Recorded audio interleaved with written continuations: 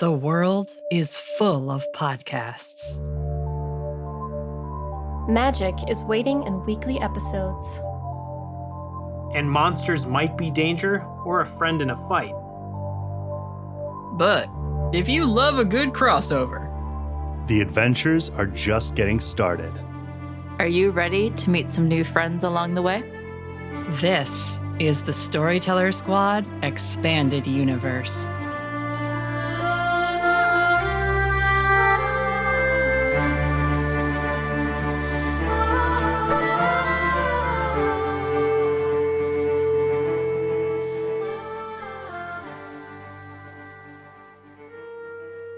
Hello, adventurers! Welcome back to the Storyteller Squad. Thanks for joining us for more of our Expanded Universe series. I'm joined today by my lovely guests from the Monsters Playbook. These hunters have had it rougher than any others I'm aware of, and so it has never been more appropriate that before we begin, let's check in with our heroes. Well, the last time that I was up north, I went camping, and I really love camping. But the time before that, the cult kind of got up to some weird business. I'm Lauren Johnson, and I play Kira Ashwood, the Chosen. So I went to this awesome rock store today, and there were some really amazing obsidian stones. Not saying I was going to buy them, but I was really eyeballing them. There's plenty of stores on this block that I know. I'm gonna probably check them out later this week, but I need to get back to my friends. I'm John Wander, and I play Mark Clayton. I have a very large and useful Volkswagen van named Cosmo. And the reason that it's named Cosmo is because it's dark blue and has a splattering of white paint. It's very roomy, it's very stealthy, but it's temperamental. I have to hit the steering wheel to the song I Believe in a Thing Called Love just to get it to start. My name's Maya Dutchin, and I play Casey Davis. Not a lot of people know who I am, which is part of the point. If you meet me or anyone else in the Invisible family, that means you're in real trouble, and it'll be up to me to get you out of it. I'm Johnny Grubb, and I will be playing Mom. Forgot how infuriating they are. This is a public service announcement. Is your keeper mean to you? Did they deny you time in their campaign to flirt with your NPC partner because of something they call the narrative? Then what you need, my friend, is a slice of life. I'm Natalie Fuina, and today I'll be your keeper of monsters and mysteries, and maybe some downtime too. Let's have an adventure. Last time, the heroes of Gullicochica fought back against zombie hordes and encroaching demonic forces, eventually securing some new allies of theirs a chance to discover long-lost magical secrets. But this story begins in Grand Portage, Minnesota, a marina and vacation spot on the coast of Lake Superior.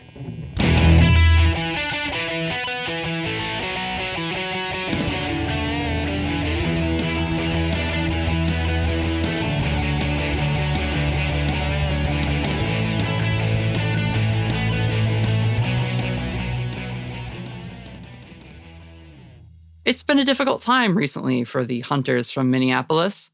Their friendship has been strained, loyalties tested, and in general, they have been worn quite thin.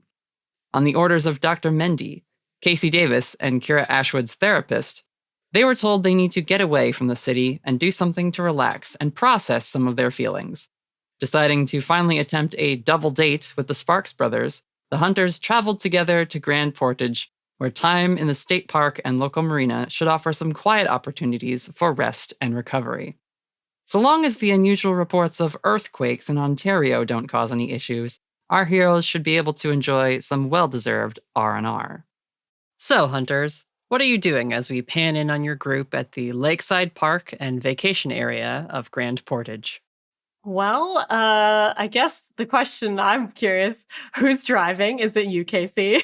I mean, I think you're settled. Okay. You're parked. Cosmo the van is set up somewhere in either a hotel parking lot or perhaps just parked near a sort of cabin setup. Yeah, I feel like cabin lodge is kind of the vibe. Yeah. So I don't know. I guess probably like after we get unpacked and everything, I don't know, Kira might be like checking out the grounds outside and kind of getting the lay of the property that we're on. Sure. Out of the way, out of the way, out of the way. I think Mark gets out of the van and he's looking for a bathroom. Where's the bathroom? Oh my god. Easy enough to find, Mark. You can get to one of the local public restrooms available. They're all just gender neutral, so it's sort of whatever. Okay. But yeah, Kira, you've been unpacked for a little while, and because Tommy and Nick are, I would assume, light packers, they were finished a long time ago. And so you see Tommy is down on the beach and it looks like he's just finding some like rocks to skip into the water. Mm-hmm.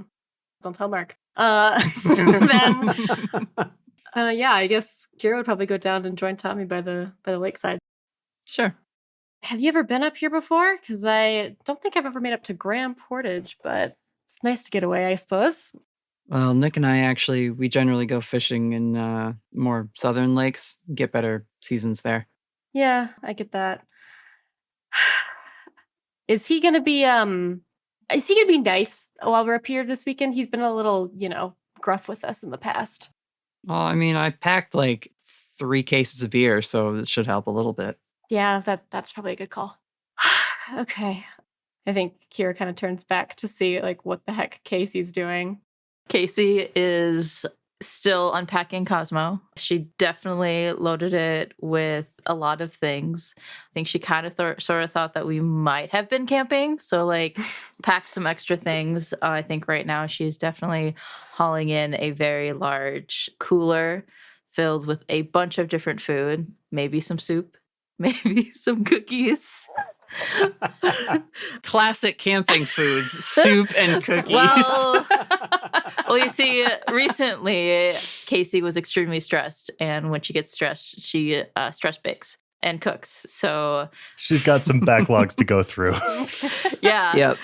In order to help Kira out with emptying her freezers, she brought some of that stuff up.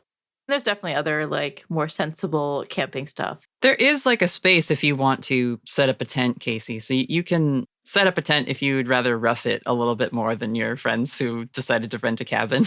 Nah, I mean, we'll just leave it in the van. It's fine. Not getting all the information is totally fine, and, being prepared and all that stuff. But I have lots of things in my van, so. You're not furious at all. I mean, Casey is not extremely nervous or like unbalanced that we're going on a double date. I didn't think that Tommy and Nick were coming. I thought it was maybe Kira and I, and then Mark showed up, and it's fine. It's totally fine. Just a little rattled. A little bit.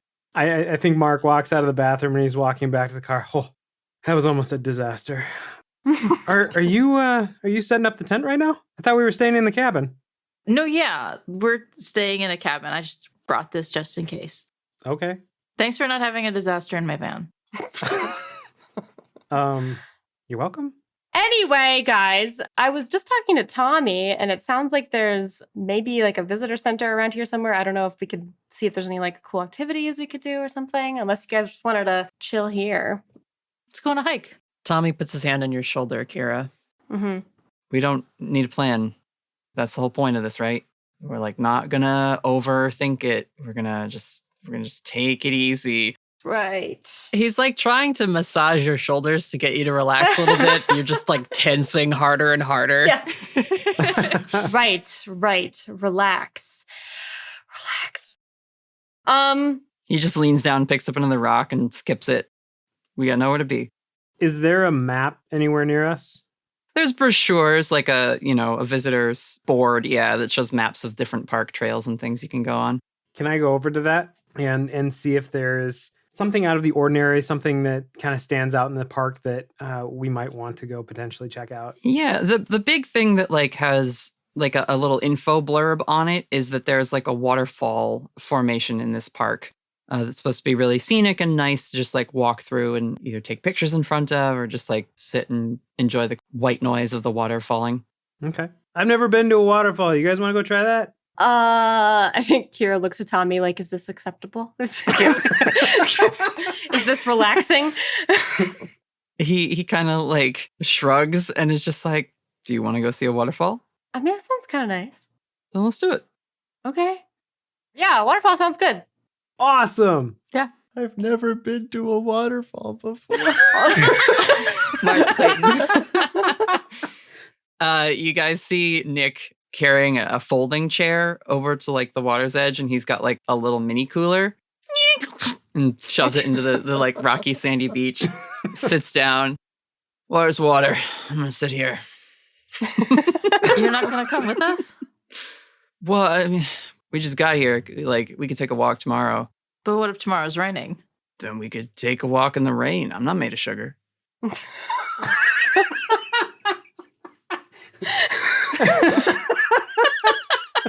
Fan self. Listeners, the fanning going on in this Zoom call is incredible to watch from my end. I was not prepared for how weird it would be to have somebody else playing my characters. Even though those characters are a blatant ripoff of other characters. I've never seen Supernatural. I'm just doing a duo of brothers in my head of Yes. what that is like, having never had actual brothers. One of them's tall and sweet. One of them's short and a dick. You got it. Nailed it. Seriously, Nick? You're just going to sit there while the rest of us go on a hike? I could get another chair. Do you want to sit with me? No, I want to go on a hike and see a waterfall. Okay. Yeah, cool. Mark in the distance. Yeah. All right, Nick. Casey will follow after Mark. He calls to his brother. What do we order for dinner? Since you're staying behind, Nick, why don't you make dinner? Tommy's like, figure it out, asshole. Yeah, all right. I'll grill something, I guess. That's fine. You can manage hot dogs, right? Yes, I can handle hot dogs. Okay. I'd like to see you try. Oh, all right. Well, now I'm making chili to put on him. All right. And he like gets up and goes back into the house. You can't use any of the chili that I brought. We'll see who can't make dinner. All right. Yeah. So Nick Sparks will go about making chili dogs for when you guys come back. Can't wait to see this. And yeah, you head off on the trail to go see the waterfall of Grand Portage. How much are we all carrying? I feel like Mark has like a little backpack on and stuff like that. Casey doesn't have much, but she does have a gun. Just got my sniper rifle on my back.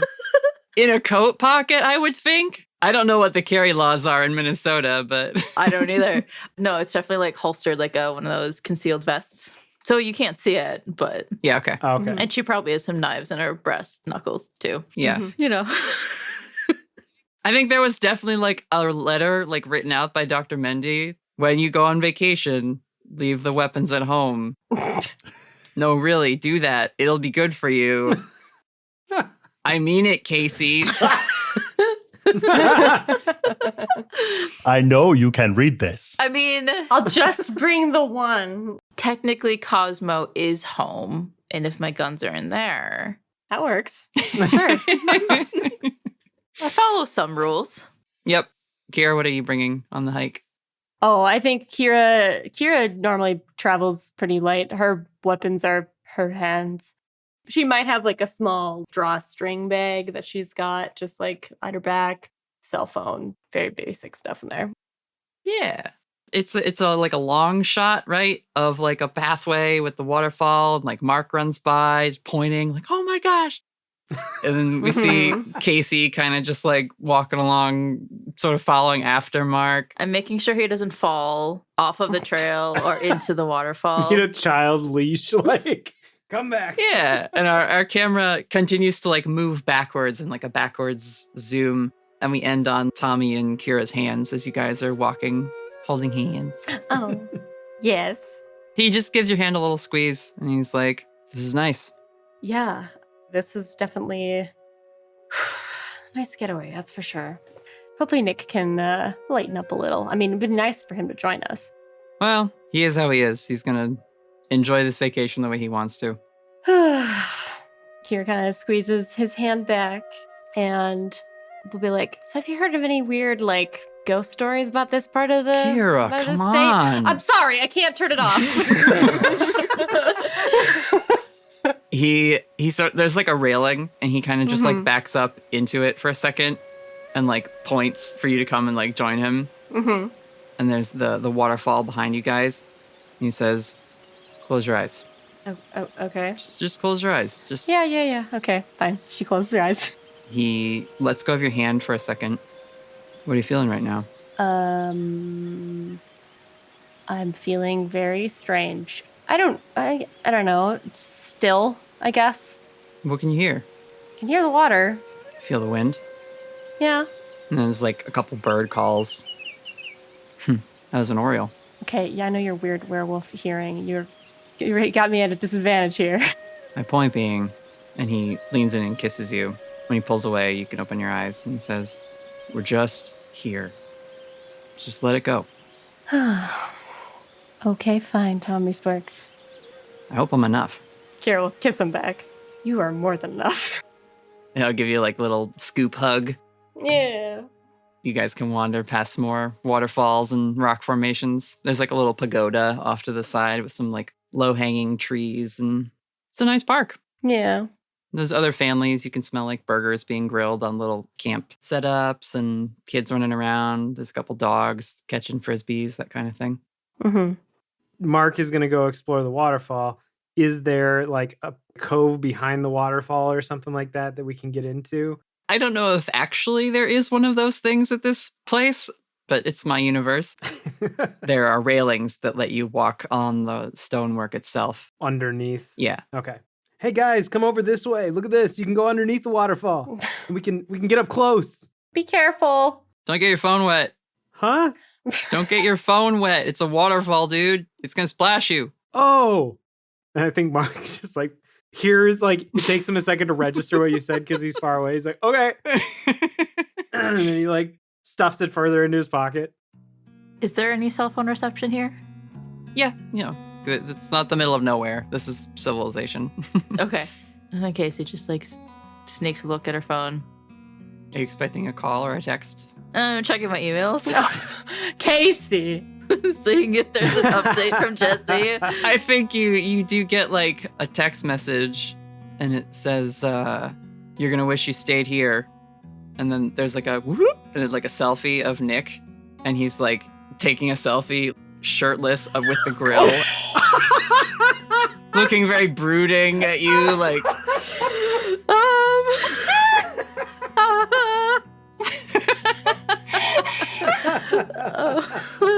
What do you do? I don't think I've seen Maya blush that much before. Johnny never gives me this opportunity. There's the little like... blip, blip, blip, blip, blip, blip, blip, like typing dots. And it just says, guess there's always tomorrow. I think Casey drops her phone because she's so startled. Oh my gosh. No, you're gonna get it wet. Put it in your pocket. Casey will check to make sure she didn't wreck her phone. If Casey doesn't have like a drop-proof phone case on her phone at this point, I would be shocked. Yeah. I'm sorry, Natalie. What did Nick say? I didn't even hear. She was blinded by the selfie. The text just said, you're going to wish you stayed here, then the photo, and then I guess there's always tomorrow with like a little smirk emoji. Was it just being shirtless or was there anything else in the photo? It was like him in front of the grill Oh, okay. with like a little like apron tied on and like, like cooking dinner. Okay. I think Casey will take a picture of the waterfall and she's not in it. Send that to him. But then also we'll send, remember, eating burnt food is not enjoyable. Okay. It doesn't reply right away. You'll maybe get another text a little later. Okay. Casey's gonna need to walk that off. Just gonna Just go stand under the waterfall. Just walking around going, nothing. Yeah. Casey just like walks a little bit downstream, but she's gonna be walking on like, when there's like little stones, just like trying to get as far into the river as possible, but standing on the different stones. Mm-hmm. That's fun. There are like little tributaries. It's not like full river. I saw it's more like a creek, just pouring out into the lake, that kind of thing. Yeah, and that's fine. Mark, I think, is going to perch on a rock for a second, observing maybe some campers or whatever, just kind of like walking around, and flips out his notebook and he's taking notes on some of the interactions there and stuff as he does. how to be a person notes. Yes. Yep. Just like observing. That's one of Mark's things is observing. Yeah, sure. You see there's some food trucks around and people are either just going there for like a little snack thing. There's like some people getting their full dinner there. Tommy will actually say to Kira, like, I'm going to go get lemonade. You want some? Hell yeah. That sounds good. Mark, Casey, you want a drink? Sure. Yeah. Yeah, something cold. Casey's really thirsty. Shut up, Johnny.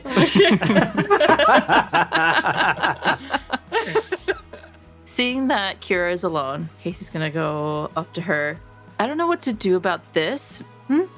Shows Kira the photo of it. Oh my god. I think Kira just like puts a hand over it like I can't see this. What? Mark runs over. Nothing. Go back to the rocks. There's something. No, go. Go to that pile of rocks Go over kick there. rocks, Mark Clayton. This is for girls' eyes only. Yeah, I think Kira like hands you back the phone and is like, what? That's new. Yeah, I didn't know that we were there. Well, apparently. To be clear, it is like summertime and he's on a beach grilling. So I realized that as I was writing my notes, and I'm like, he probably didn't send me like exclusively a shirtless picture because it is like summer and you could be tanning. He's like wearing an apron. It's like 90 out probably. Yeah. But Well, but what's this about? Look what you're missing? He's like coming on to you, right? That's how guys flirt. I guess I don't know. The last person I dated was a girl. Oh, yeah. I mean, what do you want to do about it? Well, I mean, I sent him a picture of the waterfall and told him not to burn the food. You know, flirting.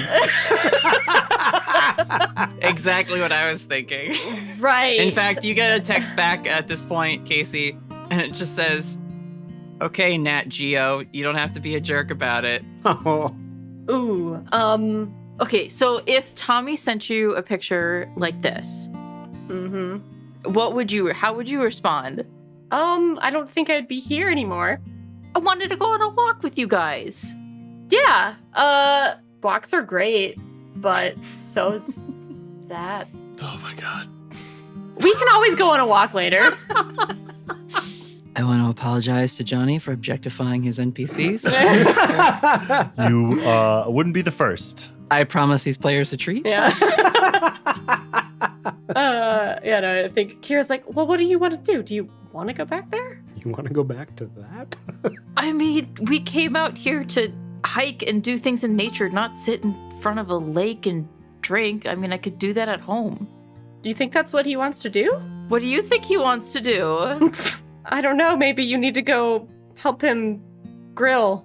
Wait, what do you know that I don't know? Casey, he's flirting with you. I mean, okay, I understand that, but I don't know what I'm supposed to do with this. Things are weird. How's Tommy doing with those lemonades? He's coming over with like, it's like a slush lemonade. It's not just like lemonade in a cup, Oh, right? right, That's right, a very right. New England thing. We have it here, but I'm just injecting it. No, I know what that means. Those are good. So he brings that over, but he's like doing the dog thing of like some of them have like a little bit overflowing, and so he's like, Oh no. Oh my goodness. there's not like overspill of the slush. Yep.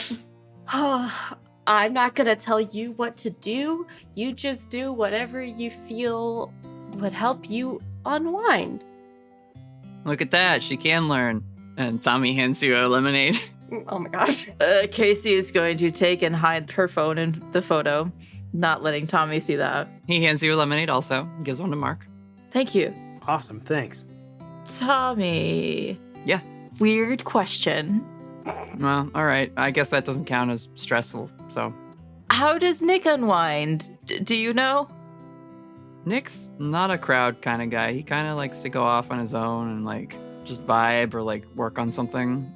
Casey like shoots Kira a look. I think she's like behind Tommy, like mouthing like to her, and is like, "It was an invitation. Go over there now." And Tommy, of course, is like, I don't think he feels left out not coming on the walk, to be honest. Well, like, does he like walks? Like, I mean, I don't take a lot of walks with my brother. I mean, if we're relaxing, like we work on something or we'll throw a ball around, that kind of thing.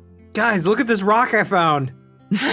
Mark comes over with this little rock. I think it has a piece of fool's gold in it. Look at it. It shines. That's pretty cool. Hell yeah, dude. I found it under the waterfall. I wonder if they have geocaching here. What's geocaching? It's where you find buried things. Treasure hunting, but like with your phone. Yeah. Cool. You know what, Casey? I think Kira puts a hand on your shoulder and kind of like tries to lead you away and is like, okay, since apparently you need a push, I think you should just go wander back to the cabin and see if Nick needs any help with grilling. See where it leads. That's a idea. Okay, I can do that. Mm-hmm. Make sure Mark doesn't Fall in. fall in. I was gonna say follow me, but I didn't know what you mean. I can give you maybe a little bit.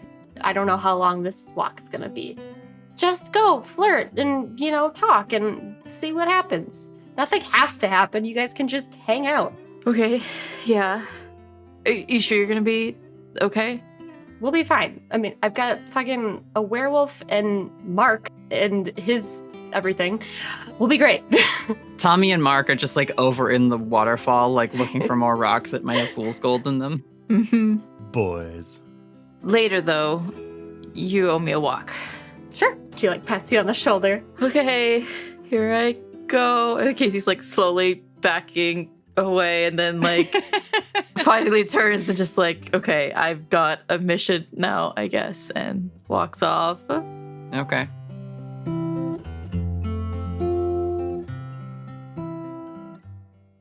Mark turns around and sees Casey leaving and walks back to the group. Where's she going? Oh, she's gonna group back up with Nick to see if he needs any help with grilling. You know how she likes to cook. But I told her we'd meet up with her later. So maybe we can see more of the waterfall or, geocache. Tommy pulls out the brochure and he says, there's like a calisthenics gym a little ways down the trail. You guys want to check that out? Sure. I don't know what geocaching is. I don't know what that is, but I'll do it. You got to get out more, man. Let's go. We're gonna try it out. Mark just follows along. All right, yeah. We can go back to Casey. Damn it. You get back to like your camp area with like the cabin and the little beach spot that's like sort of your zone for the amount of time you've got it rented. You see Nick, he's on his like second beer with a lime wedge, and he's just got like a radio going, and he's checking the grill every so often. He's got some like paper plates and things held down with a rock or two so they don't blow away. And yeah, he's just like humming along to whatever song is playing. Really fun hair metal. Yeah. Mm-hmm. Boston, I'm taking my time. Taking my time. Yeah. I'm just moving now. Yeah. Yeah. You see, he like occasionally will take like the grill tongs and the little like spatula that he's got and like air guitar, but like air bass. Oh my It's God. not even air guitar, it's just air bass. Boom, boom, boom, boom. I love it. Wow, those are some impressive moves, Nick. He turns around really quick, sees it's you, and then tries to deflect the like awkwardness of it. He's like, I know. So you have any burnt hot dogs there yet? No, I know how to grill, Casey. I think Casey, like, I don't know, comes over to the grill and, like, peeks over at the food that he's grilling. There's just some chicken and like a few hot dogs. He's got it on a decent low setting so they get char but not crisped really quick. Yeah. You hear like a, and he hands you a beer that he just like opened on his belt buckle. God. Impressive. Thanks. I mean, it's a double belt buckle bottle opener, so I don't know how impressive that is. You need to get out more, Casey. Well, I'm here, aren't I? Yeah, that's the start, I guess. So what do you do to get out? Sometimes I'll go down, play a game of pool or something with the guys at the bar. Sometimes I'll go like to the dog park and just sit and watch. Do you even have a dog? Well, Tommy. There it is. he just kind of like gives you that look of like, yeah, my brother, but like, be weird if we had a dog. Casey's gonna awkwardly sip the beer. You see there's like a couple speedboats going out on the water. Mm-hmm. He's like, you ever been speedboating? Yeah, I've been to the, the lakes when I was younger with my parents and Jesse. We should rent one. Yeah, sure. That sounds fun. I mean, not now. I'm cooking. Like, we can't just leave this. Well, yeah, you can't just leave an open grill. Forest fires, you know. Forest fires on the lake. Casey takes a very long pull of the beer. So, how have you been since things with the hallway? Well, you know, it was like weird for a while when like you didn't exist. We had to like meet you all over again. That was awkward. I remember. But, you know, life goes on. You gotta roll with it, you know? This doesn't count as our date, just to be clear. This doesn't? Well, this whole thing. I mean, unless you can... Never mind. I mean, I guess driving here could be a double date, but like I napped for half of it and you didn't really seem talkative then, so... I was driving. He just like flipped some of the chicken. Mm. Oh, hell yeah. Grill marks, bud. You got it, bud. He's a grill, bro. You see he like gets out a lemon and like cuts it in half and then like quarters it and just like squeezes some over and like the flames shoot up around it. Fuck yeah, Wolfgang Puck over here. Here we go. Oh my god. I don't know what to say to him. I don't know.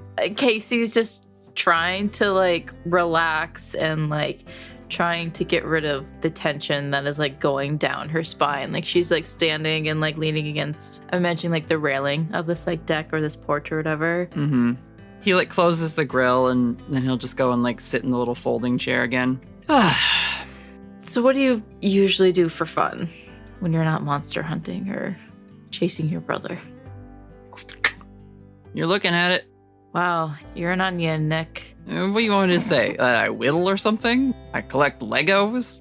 Do I intimidate you somehow? You could kick my ass 3 times over, Casey Davis. Why are you so on edge around me? It's just different. I'm not used to peace and calm. I'm used to looking over my shoulder constantly. And honestly, I'm probably half here. The other half of me is back at ears and trying to figure out what the hell is going on with the drum. He'll get up, come over and stand next to you looking out at the water. And it's like, you know, later in the day, you guys got here ready to just set up and then like sleep and start your actual vacation tomorrow. The sun's glinting and hitting the waves at like that golden hour. And he says, "You see that?" A lake? Yeah. Okay. It's nice, right? Sure. Doesn't have to be complicated. Sometimes things are just nice. I don't know what not complicated is. I think I'm the definition of complicated. You always kind of made sense to me. Oh. Well, that was nice of you to say. I'm a nice guy. Yeah. I am! I'm making you all dinner! Jeez, Casey. He like turns around and goes back. Do you seriously not remember when we first met? We were like dogs and cats, just at each other's throats. At one point, you almost shot me. Yeah, well, who has the record for that? Okay. Only Kira is allowed to hold that over my head, and I was possessed. It's not my fault. I'm not holding anything over your head. I'm just saying, we're out here, we're having a break. He throws up air quotes around that. And I'm down to relax. But like, if you can't, I can't make you. Casey's gonna reach underneath her jacket, grab her gun, I guess unload it, turn the safety on, and we'll set it on a table. She will also take out her knives and her brass knuckles and leave those on the table. And she's gonna go over to like where Nick's chair is, put her jacket on the ground and sit down. But I think more of like, almost like stare at the lake. Like I'm supposed to relax. It takes a while, but like I think eventually she like finds a comfortable position and just zones out a bit. A few minutes go by and he says, "Where'd you go?" Nowhere. There you go. Uncomplicated. Rolls her eyes. And he will like raise his bottle as like a cheers to you. Dumbass. And we will cut away as you two finally relax. Thank God. We don't ever get to relax. It's so foreign to us.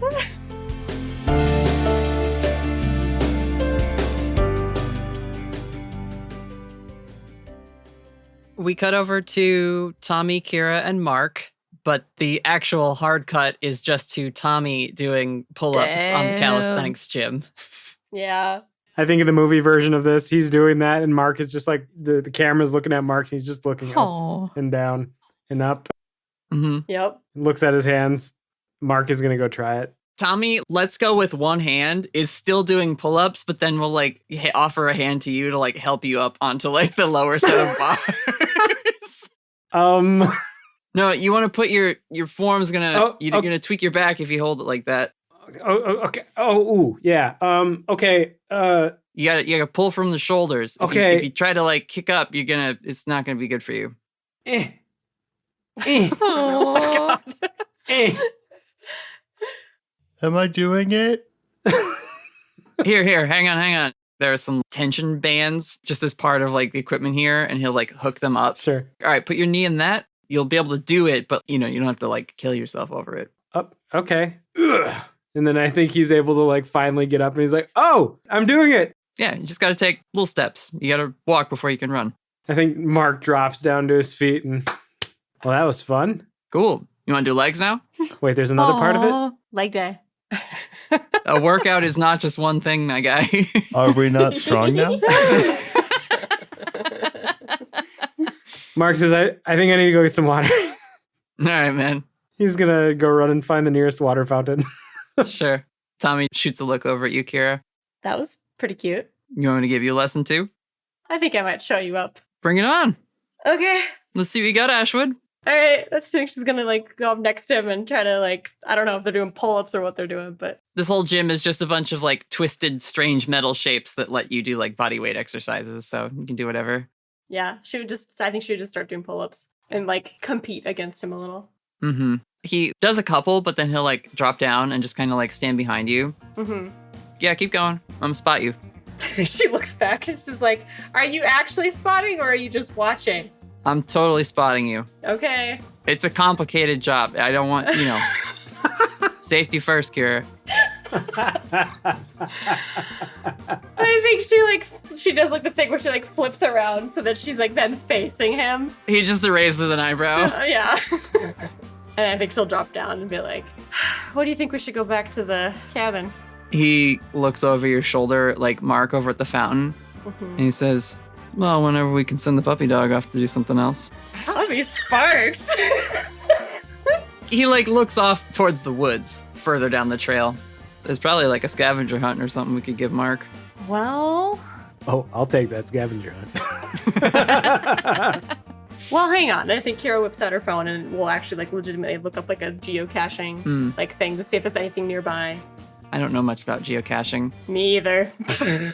Basically, there's like an app that you can get where people set up these caches, and you basically go and leave notes at these different. I don't know how frequent they are, like how... Oh, it depends on the area. Yeah. If it's like a populated like park like this, there's probably like a few. There's like 50 around this area here, so. Oh, okay. Then yeah, there's a couple like hot spots you could send him off to if you wanted to.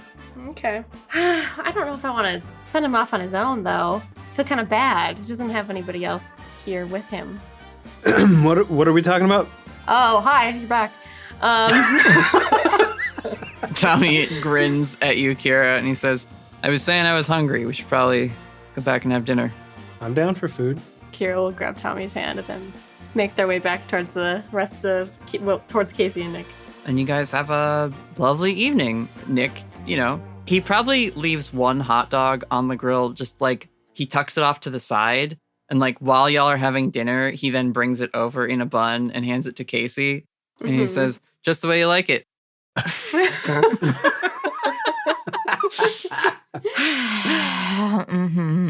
Lovely.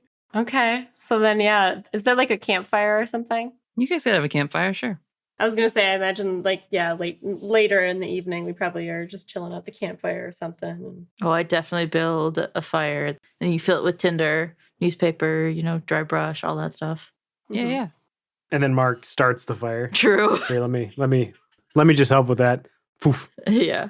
At one point, after like the sun has actually gone down and a little bit of fog comes in on the lake, Tommy like pulls you away, Kira, so you guys can go off alone. And he leads you down to like the actual docks of the marina area. And there's just like a little 2-person canoe tied up. Oh. And he says, I kind of rented this on my phone on the way out, so I thought we could. Tommy Sparks. Okay. What are they going to do? Swim after us? I mean, I wouldn't put it past them. Here comes Mark. Oh, boy, a boat ride! Oh my god. Yeah. Okay. Yeah. Let's take it out for a spin. All right, cool. I'll hop in. And he takes you both out in this little canoe, not far from shore, just hugging the shoreline, but enough out that you lose the noise of other people laughing and talking at their campsites. Yeah. It's just the sound of the paddle and the drip of the water, and then just like the little rustle of the waves as the canoe bobs. Mm-hmm. I think out here, away from the cabin and stuff, like, it's probably the first time this whole trip where she's actually finally like kind of at ease, where there's like the sounds dimmed away. Yeah. It's a little quieter at night. So I think she's looking up at the sky and stuff. At one point, he like locks the canoe paddle onto like a little clip on the side of it, and then like leans back and just kind of like puts his arms behind his head and looks up at the sky. Do you guys do much camping, you and Nick? Well, we used to as kids. Not a lot of time for that anymore. I think Dr. Mendy knew what he was talking about, having us come out here. Yeah, I was surprised to get the invite. I don't know, everything's just been... It's been like running from one fire to the next, you know? Come here. We'll scoot over to him. And he just like starts to do like a head massage, fingertips into your scalp. Mm-hmm. Does Dr. Mendy have a voice? It's like a sort of somewhere between Indian and English. Gotcha. Well, Tommy does his best approximation. Oh boy. You're relaxing and just all your stress is melting away, Kira Ashwood. I'm doing a Kiwi voice. I don't know why. I think Kira kind of can't help but laugh and is like, oh, you're so sweet. Oh my god. He just kisses the top of your head and like hugs you as you guys sort of just float aimlessly in the little canoe. Yeah. At one point, you feel sort of a bigger wave and it sloshes in. You get like a little water on your pant leg or like the cuff of your thing. Oh. You okay? Yeah, I wasn't expecting a lot of waves out here. No, we might have drifted. And he sits up and goes to reach for the oar. I'll try and get us back to the shore. Okay. This is nice. Yeah, I really needed it. Thank you. I think Kira will kind of give him a kiss. As you guys are like holding this cute romantic moment, Yeah. there's a light in the fog that just hits the side of your faces with like this orange glow. And you hear, What the fuck? and his werewolf sensitive hearing, like immediately his ears twitch and he pulls away and scans the water line. And again, it's a little bit of fog just from like the night air causing it to rise off the water's surface. It's not like a foggy night, Uh-huh. but you guys look out on the water's horizon and you see another whoosh, like a flash of orange light, just like a lance of it. And then what looks like an explosion out on the water. What the hell? And Kira's like immediately on alert. The fuck? We gotta get back. And he immediately starts to like paddle the canoe back towards shore. Kira will help. And you see a lot more of those bigger waves. They'll slosh into the boat, so now like the whole bottom of the canoe is quarter-inch, half-inch of water at this point. Uh-huh.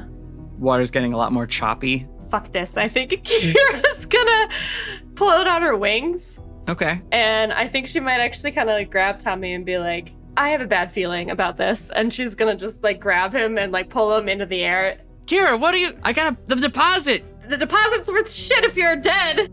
Yeah, I think she would try to fly them towards the shore.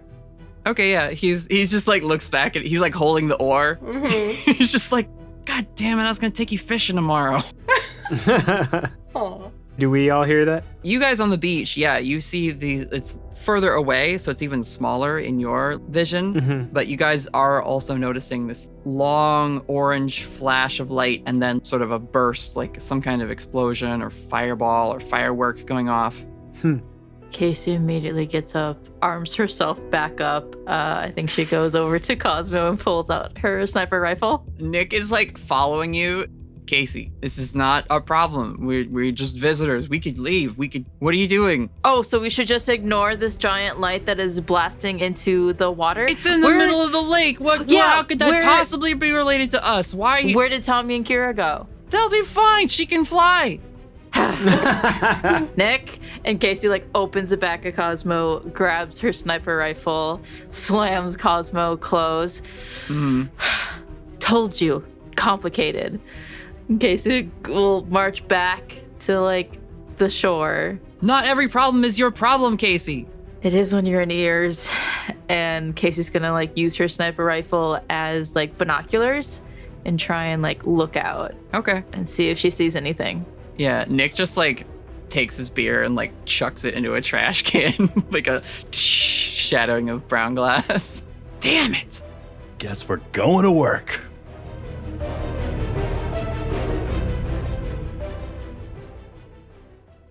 Can I look for Kira and Tommy? What would that be? A sharp roll? Just to see if you can notice them? Yeah, that would be like read a bad situation. Is this the first roll of the night? Mm-hmm. Yeah, and I gotta pick which dice I want to use. Unbelievable. You are a treat for these guys. That's my goal.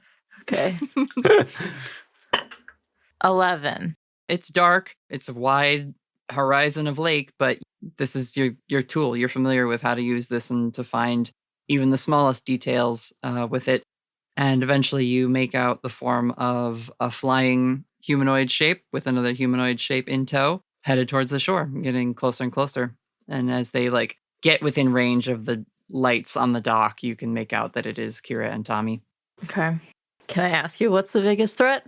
Yeah, I would say once you spot them and see that they are not harmed or in immediate danger, you then start to look again for that, like the sight of the orange flashes. Mm-hmm.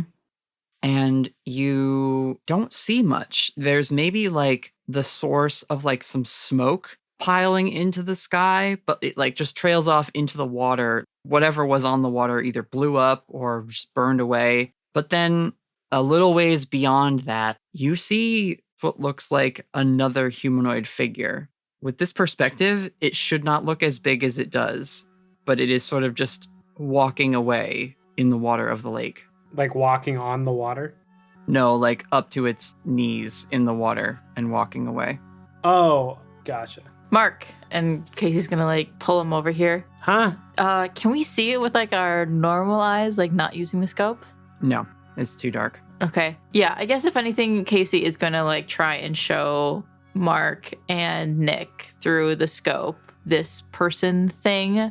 Mm-hmm. Do you see that? If you're showing me through the scope, can I see anything like otherworldly, like any aura coming off of this figure?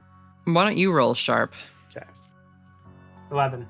Again, these figures are shaded in both the time of day it is, or really the time of night that it is, this like low fog over the water, and the fact that it's so far away. And you're not used to using a sniper rifle, but you see the one figure that Casey's like telling you about and describing, and then you see another one, and another one. No. A few of these very large beings slowly moving, like they're actually moving in slow motion through the water into the lake. Which direction? Towards us? Away from us? They're running like parallel to this coast. Okay. They don't seem to be approaching and they don't seem to be coming further out. They're just along the water. Okay. You can certainly tell that these are massive beings, whatever they are. They're like giant. So do you think we should still leave that alone? That's not our problem? We should ignore that? I mean, yeah. They're on the water. I'm going to go check it out. You guys coming with? Of course. But it'd be faster if we take Cosmo and we should wait for Kira and Tommy. I don't know if we should take Cosmo, though, because they might hear us. Is Cosmo a water van? No, I was going to drive. Wouldn't that be fucking cool? It's submersible. Johnny, I have an addition to Cosmo that I want to make. I will say that at this point, Kira, you and Tommy land on the beach and can come running over to your friends. I don't know how Kira would react to this, but you do see that Casey has her guns out already. Mm-hmm.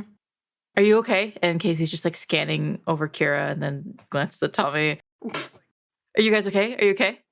Did you guys do that? And he points over to the... No. No, some kind of explosion. Are you okay? Did you get hurt? Are you fine? I'm fine. We can take care of ourselves. It's another half mile out. We were nowhere near it. Yeah, I don't know what it was, but it was big. It was making waves in the water. Well, Mark pointed out that there are several of them. We're gonna go check it out. Oh. The way that you describe them, there are these humanoid figures. Mhm. Are they featureless? I can just see a shadow or a silhouette of them, basically. Yeah, mostly you're seeing silhouette. It's tough to make out any sort of real details. Some of them look like they're maybe carrying something. Okay. I couldn't tell who or what they were, but there looks like there's a lot of them. And I don't think we can just drive over there, but we should probably go check that out. Okay. I don't know that they're going to rent us a boat. It's almost 11 o'clock. Well, we had one, but it was kind of getting battered pretty bad by the waves. So Would we be able to try and meet them where they're walking toward? I cut them off. Just roll a sharp check and we'll see if you can piece together where they might be headed. 10. The way they're walking in the lake, and given the geography of where on Lake Superior you are, they're not going to hit landfall for a while. Mm-hmm. Maybe they'll hit it in lower Michigan or the thumb of Michigan. Oh, okay. We could totally head them off. And again, you're up on the coast, so you'd have to go all the way down and around to get to a coastline that they're headed for. Oh, Yeah. fuck. Kira, Yes. could you read a bad situation? Yeah, I was going to also say, I wonder if this is something that Kira's ever encountered in her dark past. 14. Wow. Your friends are talking. Casey's maybe suggesting oh, we should go try and cut them off wherever they're headed. We should drive to Michigan. I'm not suggesting, but yeah. But you're every so often looking over your shoulder, glancing out at the water, and a little ways down the beach, you see this whitish blue glow coming from the water and a bunch of splashing. I can probably get a closer look. I'm going to go see what's going on. Kira's going to... Head down the beach. Yeah, she's going to fly up, but she's going to go check out what the fuck those lights are. I think Mark's going to look up at Kira and go, I wish I still had my wings. Aw, bud. As you make your way down the beach, you see that the splashing seems to be coming from 3 people who are swimming. And the glow that you saw is one of these people, as well as a large object they seem to be carrying and hauling through the water. Mm-hmm. As they get closer to shore, the light starts to dim and wink out. And when you land, you see these 3 figures coughing and sputtering and retching up lake water and just drenched. You see a tall man with dirty blonde hair and a 3-day beard of the same lightish blonde stubble. Mm-hmm. He's got a tan trench coat on over a dark suit. You see a woman. This was the figure that was glowing before. Her hair is stark silvery white, and her skin shares that same pale white color to it. You can see she's got dark eye makeup that's now running down the sides of her face. She's planted this massive sword into the sand. It's maybe 6 feet tall, and she's 5'8". And the 2 of them are muttering to each other as they help each other up. But the 3rd figure is someone you recognize. Invisible family member Mom, you are coughing up water as you stand, having swum to shore, along with agents Ross and Spiegel from the Eastie Agency. Stars and stripes. What the hell was that? Mom, what are you doing here? I'm working. I'm trying to have a vacation with my boyfriend and friends. Congratulations. And he's going to walk over to the other two people and sort of make sure they're all right. The white-haired woman is sort of waving the man away from her as she straightens up, shouldering that sword. I'm fine. The sword took the worst of the hit. And the taller guy says, well, there goes plan A. He looks to you, Mom, and says, I suppose you don't have like another boat we could take out? Just give it another go? That was the boat. Shit. What happened to the boat Kira was using? Is it still out there? The canoe? The canoe you abandoned, so you don't know where it is. It's somewhere on the lake. Okay. Yeah, sorry. SOL on boats. Can somebody explain what's going on? And the two agents notice you for the first time. And the woman just goes, I really hoped we could avoid dealing with any civilians by being out this late. She's not strictly a civilian. What's happening? What was in the lake? I saw some huge creatures. We don't know what they were. The gentleman pulls out a badge. A bunch of water spills out of his pocket and drips from it as he holds it up. But he says, Miss, I'm Agent Spiegel with the EC Agency. What you saw was actually a flare of gas catching the light of a nearby search vehicle. We were just out doing some research on a new species of kelp.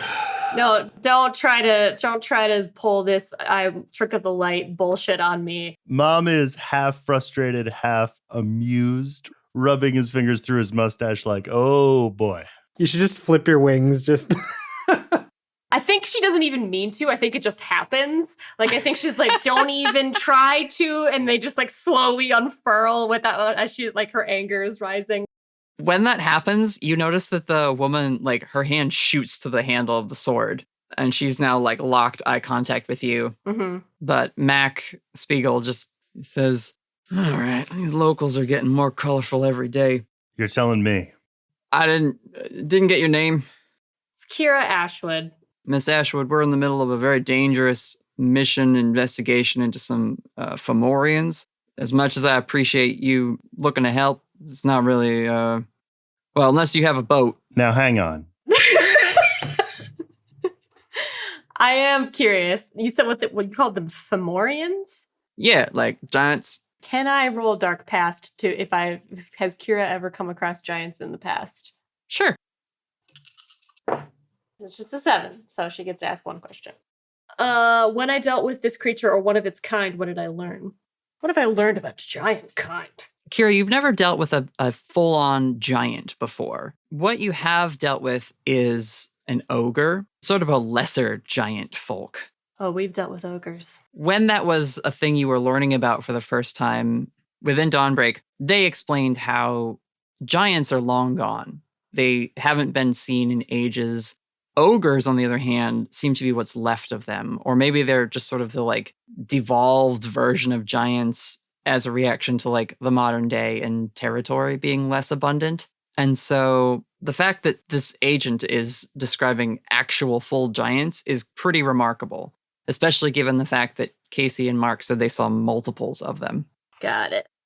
I don't know about you two, but where I come from, we have a saying about gift horses. And as much as I am usually loath to collaborate, as long as we're all here, and I will like shoot daggers at Spiegel and not doing great, maybe we could use all the help we can get. Why don't you roll manipulate someone, Mom?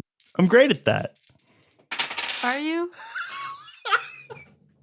I have wonderful news. I have marked experience.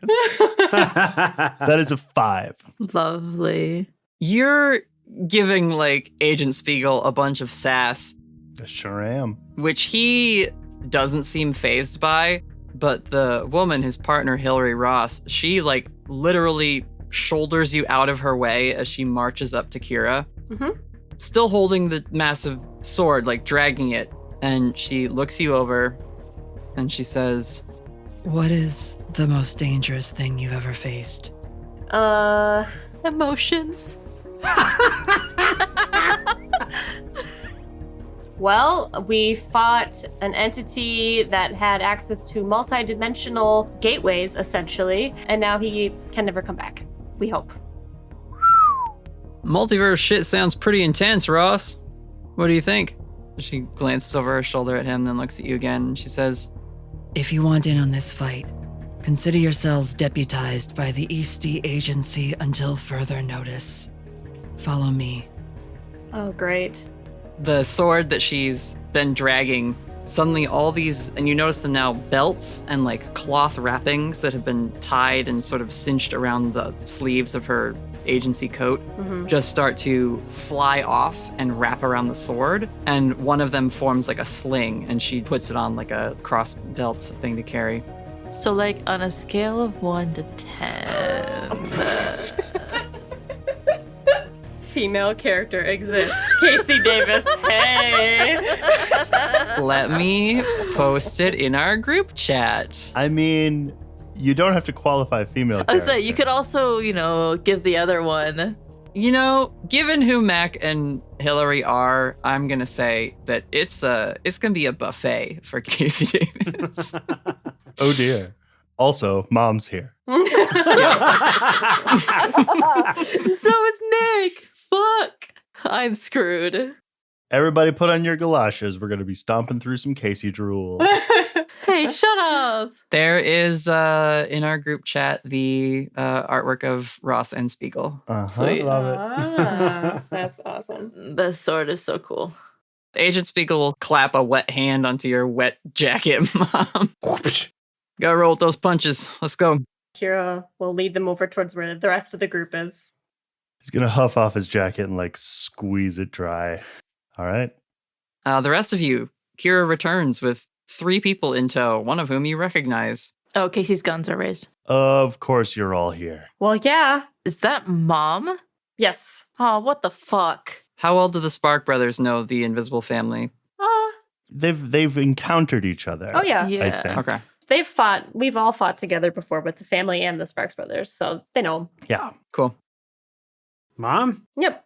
I thought we were on vacation. Mom's going to walk over to the cooler and be like, "You got one of those for me?" No, we don't. Nick. Yeah, man, knock yourself out, I guess. Damn. You guys are doing real good. You're finally starting to like get into the mood of it. Apparently, these two are with the Eastie Agency. Sorry, what? The yeasty? Eastie. With an E. Do you need proof of that? The 2 agents just pull out badges and see the like blue crest. In case the investigator inspects their badges meticulously. Mm-hmm.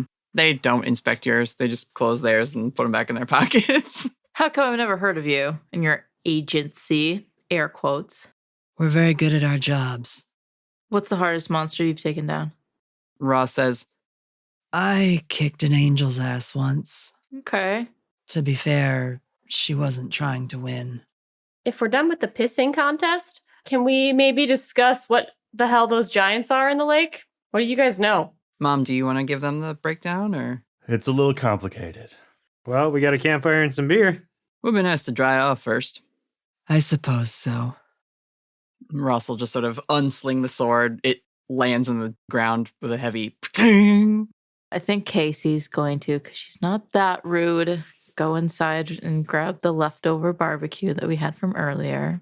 Would a fire do it? We are soaking wet. Could we go inside and maybe get a change of clothes? Ooh, this is fun. Yeah, I haven't given Ross and Spiegel like a change of outfit ever. It would be interesting, wouldn't it? The 2 agents take off their outer suit jackets and will just sort of hang them near the fire. And so they're now just in like their white shirts with the black ties. But Spiegel will kind of loosen his and look over at Tommy and be like, I mean, I'll take a pair of your jeans if you don't mind sharing. Tommy looks over at Kira like, are we doing this? Is this... Sure, I guess. He looks so disappointed as he leads the 2 agents over to the cabin to get a change of clothes. Oh, 6-hour vacation. I guess that tracks. I'm sorry, Tommy. I'm sorry. One day we'll get a date for real. They go get changed. Mom, if you're not going to bother with that, then you can... Yeah, I think what Mom's deal is going to be is he's going to take off his coat, throw it over like a railing of the sort of deck of the cabin, and then shove off his suspenders and then do the same with his dress shirt and tie, huck those over the railing, and then he's got just like a soaking wet white undershirt that he pulls the suspenders back up over and goes and warms himself by the fire. Long time no see, Mom. Yep, Yeah, how you been? busy. How's Dad? The same. A bitch. Easy. Come on, we're on vacation. Not anymore. What do you know, Mom? Okay, here's the players. I think he's gonna literally like take a long stick and start to etch things in the sand. Ooh, I love this. Yeah. In the like cinematic version, it suddenly becomes 2D animation. Yes, indeed. We got Baelor, Fomorian general, servant of Belphegor, the demon prince of sloth. He got word there was some kind of demon lord aura rising somewhere in the States, but he lives way up north. He senses a demon lord. He thinks it's his master come back to give him a job again. So he, and I'm like sketching a slash down the sand, is marching what's left of his army south towards where it is, thinking if he can get it, he can go home, he can go back to work, he can have his master back. Based on the trajectory, you know that the Giants are headed for West Virginia. Mammon, Prince of Greed. He thinks if Baelor gets his hand on whatever this demon lord aura is, it won't be good for anybody. Wants to destroy Baelor and his army. And I have a question. Mm-hmm. Who is Damien? Damien is one of my players who is currently a demon lord. Is that the demon lord in question? Would I know that? He is the demon lord in question.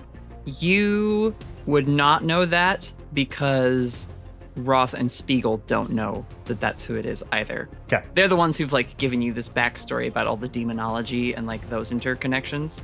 So whatever this demon's power is, Baelor wants it. Mammon wants to make sure he doesn't get it. And then we've got Malthus, servant of Mammon, who's, if you'll believe it, kind of looks back towards the cabin where the other agents are, kind of on their side. And you see them coming out onto the porch. What does Tommy Sparks wear all the time? Because that's what Mag is wearing now. Flannel, denim. Mm-hmm. Fantastic. Emery, we definitely need flannel Max Spiegel now. And I guess Tommy gave Ross some of your clothes, Kira. Yeah. I mean, I feel like the vibe is very similar because Kira wears darker clothes anyway. Yeah, just like a pair of dark jeans and a tank top with like a jacket or something on top. Oh, yeah. Kira's look is honestly club goth. Yeah. A little bit. Fun. Yeah, so perfectly fits with Ross's whole deal. Yeah. Ross comes out just looking a little bit cooler than she did before. Yeah, a little less professional, a little bit more cool. Mhm. Okay. That was a lot. Mark scratches his head. He'll like sort of reach a soothing hand out to Mark and be like, it's enemy of my enemy stuff. Baelor bad, everybody else okay. You hear a slow clap.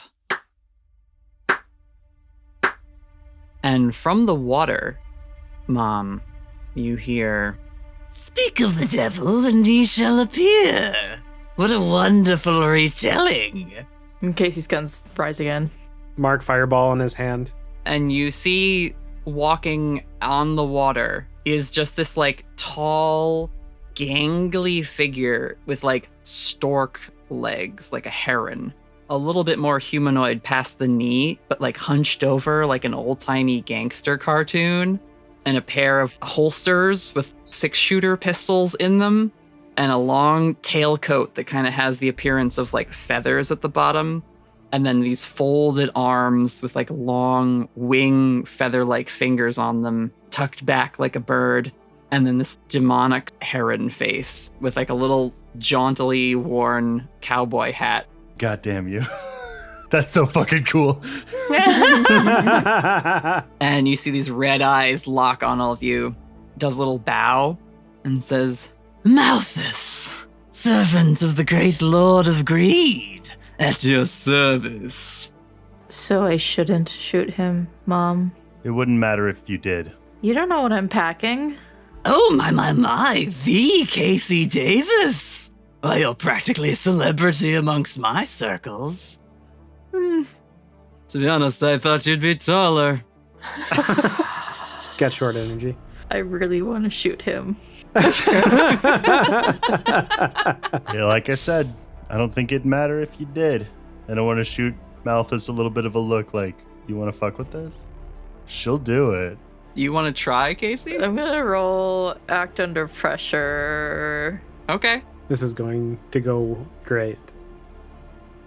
12, and that's an advanced move. Which means you can do whatever you like. Yeah. Oh, I'm definitely keeping my finger above the trigger, like, not on it, but like, you know. Yeah. He definitely is watching it, though. There's a stance that he's in. If you shot at him, he would definitely quick draw and fire at you. And that's maybe not what you want to do in this moment. Okay. If I may, I think you remember a piece of advice that Dr. Mendy had given you, which was something like, a bullet fired cannot be returned. Malthus steps out onto the beach now and comes over to the fire. Mom, old boy, you're looking quite washed up. First attempt didn't go well, I guess. Well, you know what they say. At first you don't succeed. Hire some extras? He, like, gestures at all of the Minneapolis hunters with a long feathered hand. Hit harder. The hell you want, Longbeak? And Spiegel's coming down towards the fire with Ross close behind him. Ah, Agent Spiegel. Well, I just wanted to check on you, make sure that you didn't drown in the first attack on the mighty Baylor. I could have told you a wooden boat wouldn't serve you well going up against that motherfucker. Oh, man. You failed to mention that he had a fucking death laser in his eye. Ross has just got her arms folded and flips off the stork demon. Oh, god damn it. Contain yourself, Casey. Casey bites her lower lip. Well, details. I expected a couple of professionals to be able to handle it. You seem so gung-ho about the whole thing after all. Kira's just looking around at all of this and is like, so what do we need to kill? This Baylor fellow? You see the stork demon takes like a step out of your peripheral vision, and then suddenly he appears on the other side of your vision, impossibly moving throughout space. Like Pac-Man rules. Kind of, yeah. Steps out of Kira's forward-facing peripheral and then is like coming around the other side Yeah. and just cranes its long bird neck down at you, lifts the cowboy hat, and says, Well, aren't you an eager little monster? I could certainly work you into the deal if you're interested. Your deal's with us, Malthus. Back off. What is all this talk about a deal? The stork just kind of looks at you and then like grins somehow, even though it has a beak, and then whispers into Kira's ear, I'm a talking stork, and even I think tall, dark, and brooding over there is a piece of work. And then just stares back. Look, Malthus, was it? What do you know about this Baylor? What can you tell us? And I want her to use Dark Negotiator if she can. Yeah, roll Ooh. manipulate. That is a 7. Oh my goodness. He takes another step forward just over the campfire and like starts heading away from the little group of you. He's a rather brutish fellow. All evil eye this. I'll smash your village to pieces that. But again, he's been asleep in Canada for quite some time. I'd think if you're going to stop him, you'd want to do it before he really stretches out the kinks in his back. How would one do that? And he turns around with like a flourish and spreads his wings. Probably by heading out on the water, my dear. And takes off into the sky. And the form of like a heron flies away into the night. Helpful. Mom dramatically sips the rest of his beer. Well, that was interesting. If we ever actually figure this out, he's first on my list, Mac. And Spiegel looks at Hillary and quietly says, Don't count your chickens before they're hatched. We haven't even got what we need to reforge your sword yet. And then more vocally, he addresses your group. We're probably going to go steal a boat. Y'all coming? Yeah, sure. I gotta make a phone call first, but boat stealing sounds okay. Mom immediately just goes over and puts his jacket on, however dry it is. You guys want me to dry those? The two agents just slip their still somewhat damp jackets back on again and say almost in tandem, No. Thanks, We're bud. good. We're all set. Mom's going to lay out the jacket, tie, and shirt and go, you know what? Show me what you can do. Mark puts his backpack down, cracks his fingers, and then he's going to basically do a blast of heat at this thing. Is this a use magic roll? Yeah, Mark, through his fire eyes, has access to all kinds of fire magic. Okay. 8. 8. Pick a glitch. Oh, unwanted side effect. Yeah. Mm-hmm. Hey, I got this. I think it's good. I think it's good. Clayton, I think it's good. At first, you're like, oh, it's the steam. I'm doing such a good job evaporating the water. It's fine. Don't worry about it. It's not steam after a little while. The The fabric is kind of melted in certain spots. The like polyester of it just like warps a bit. I'll get you a new jacket. But He'll like huck on the shirt and not button it, and then huck on the jacket and not button that. Don't worry about it. It's just the way I like it. Nick comes over and he has some leftovers on plates and like offers it to the agents.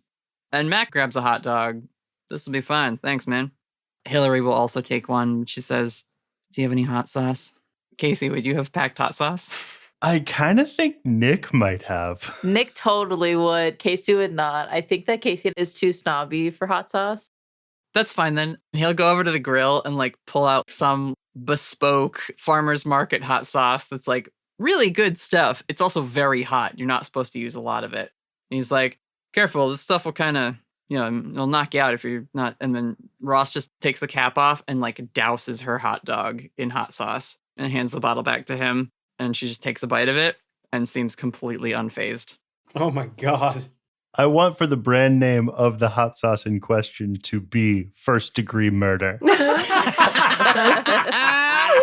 I love it. That's awesome. And Nick is just like, it makes me question things. Either you're not a person or I'm not a real man. Ross just shrugs with a mouthful of hot dog. Maybe it's both. Wow, I hate hot sauce, but that's impressive. Nick doesn't seem like he's coming with you when you guys start to head towards the actual like marina docks. He's just like cleaning up and putting the fire out. Nick, we need you on this one. Oh, you do?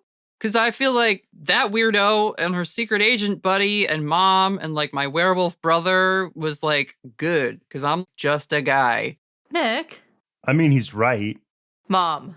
Do you want me to pilot the boat? I'll pilot the boat, I guess, but I don't want to fight okay, giant. wait. It's midnight. I'm tired. We drove for 6 hours. Casey's gonna pull Nick aside. Hey, are you okay? Usually you're... This was supposed to be a vacation. It's still gonna be a vacation. We just gotta... No, you're choosing to make it not.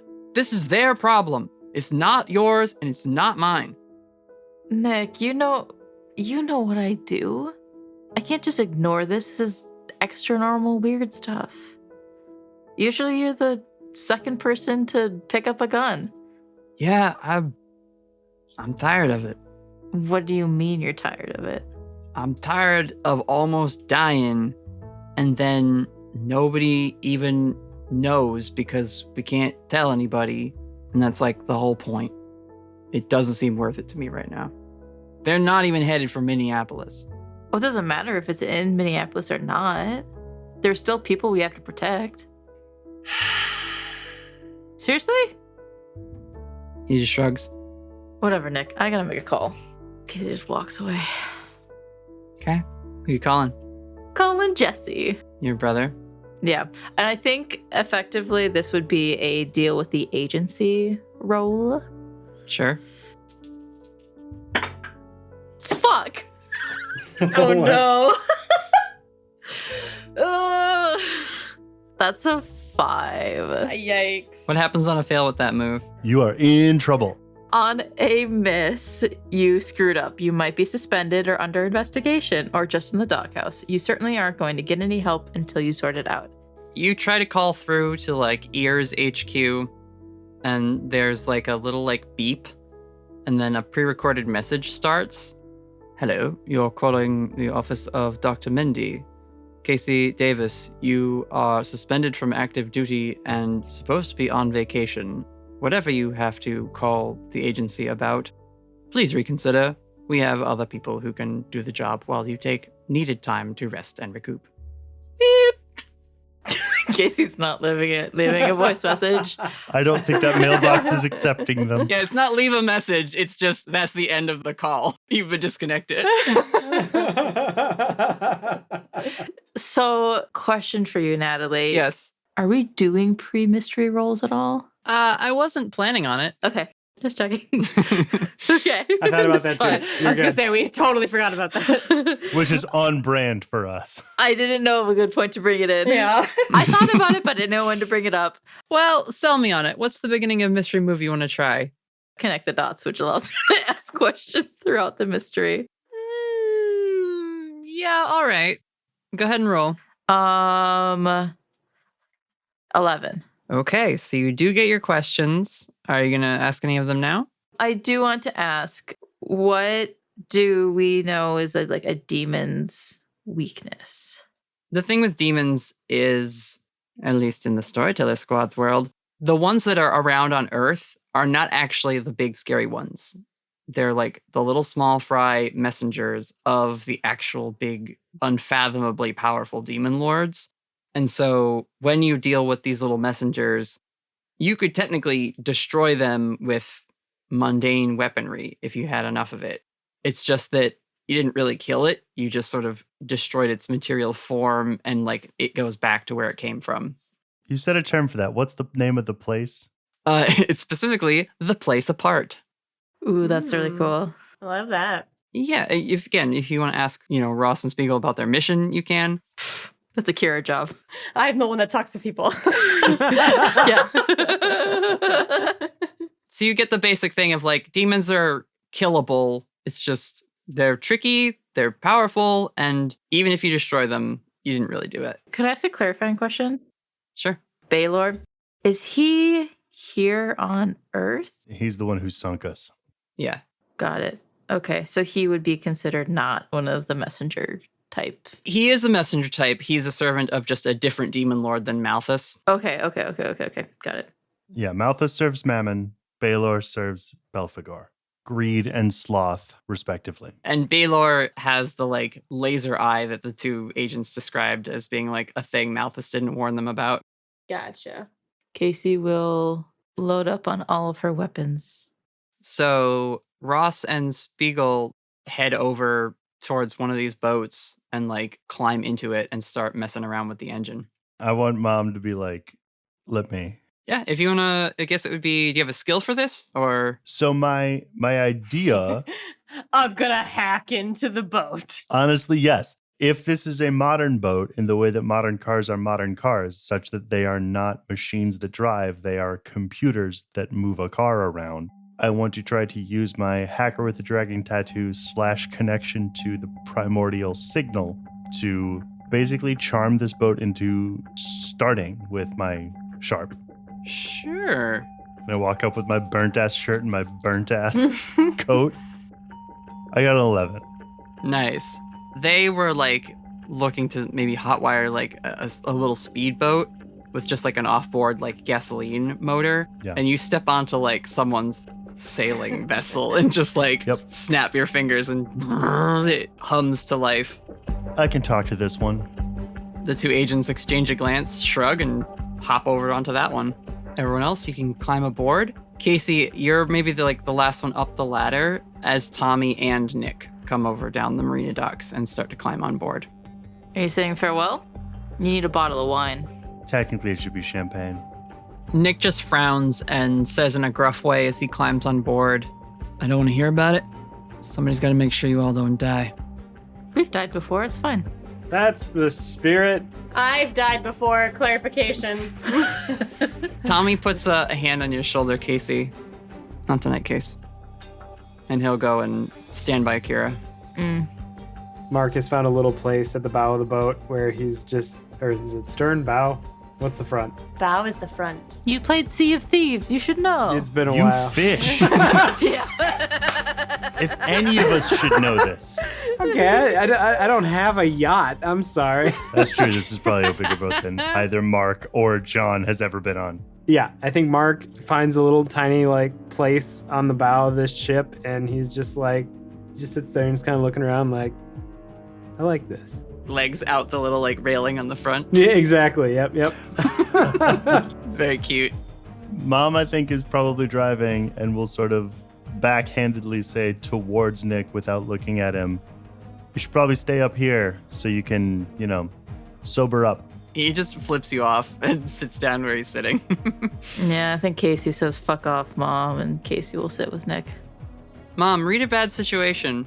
All right. It's either very good or very bad. How did you do, Johnny? Are you, are you marking experience right now? Yes. Is that what you're doing? What are you doing? That's what I'm doing. It was a 6. A failure. Ooh, delicious. Mom, you look away, and the camera goes over to Casey and Nick as they're sitting there. Nick looks grumpy. He's got like a lighter or something that he's like fiddling with as like something to keep his hands busy. Oh, yeah. But you look away, and I'm going to tell you all something that you cannot meta about. The light on the boat shining on Casey and Nick is casting their shadows like onto the deck. And rising up out of Casey's shadow is a stork profile. Why am I always possessed, guys? Neat. No. And now, a word from our sponsors.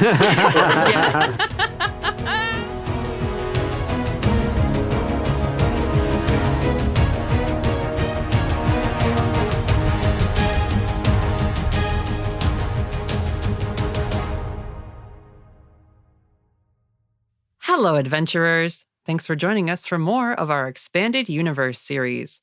Did you think we wouldn't have a cool down slice of life portion to this mini-series where we talk about food and clothes and feelings? It was very special for me to offer the Storyteller Squad's best slice of life energy with our friends from the Monsters Playbook. Listeners to their show will know their characters certainly needed the break.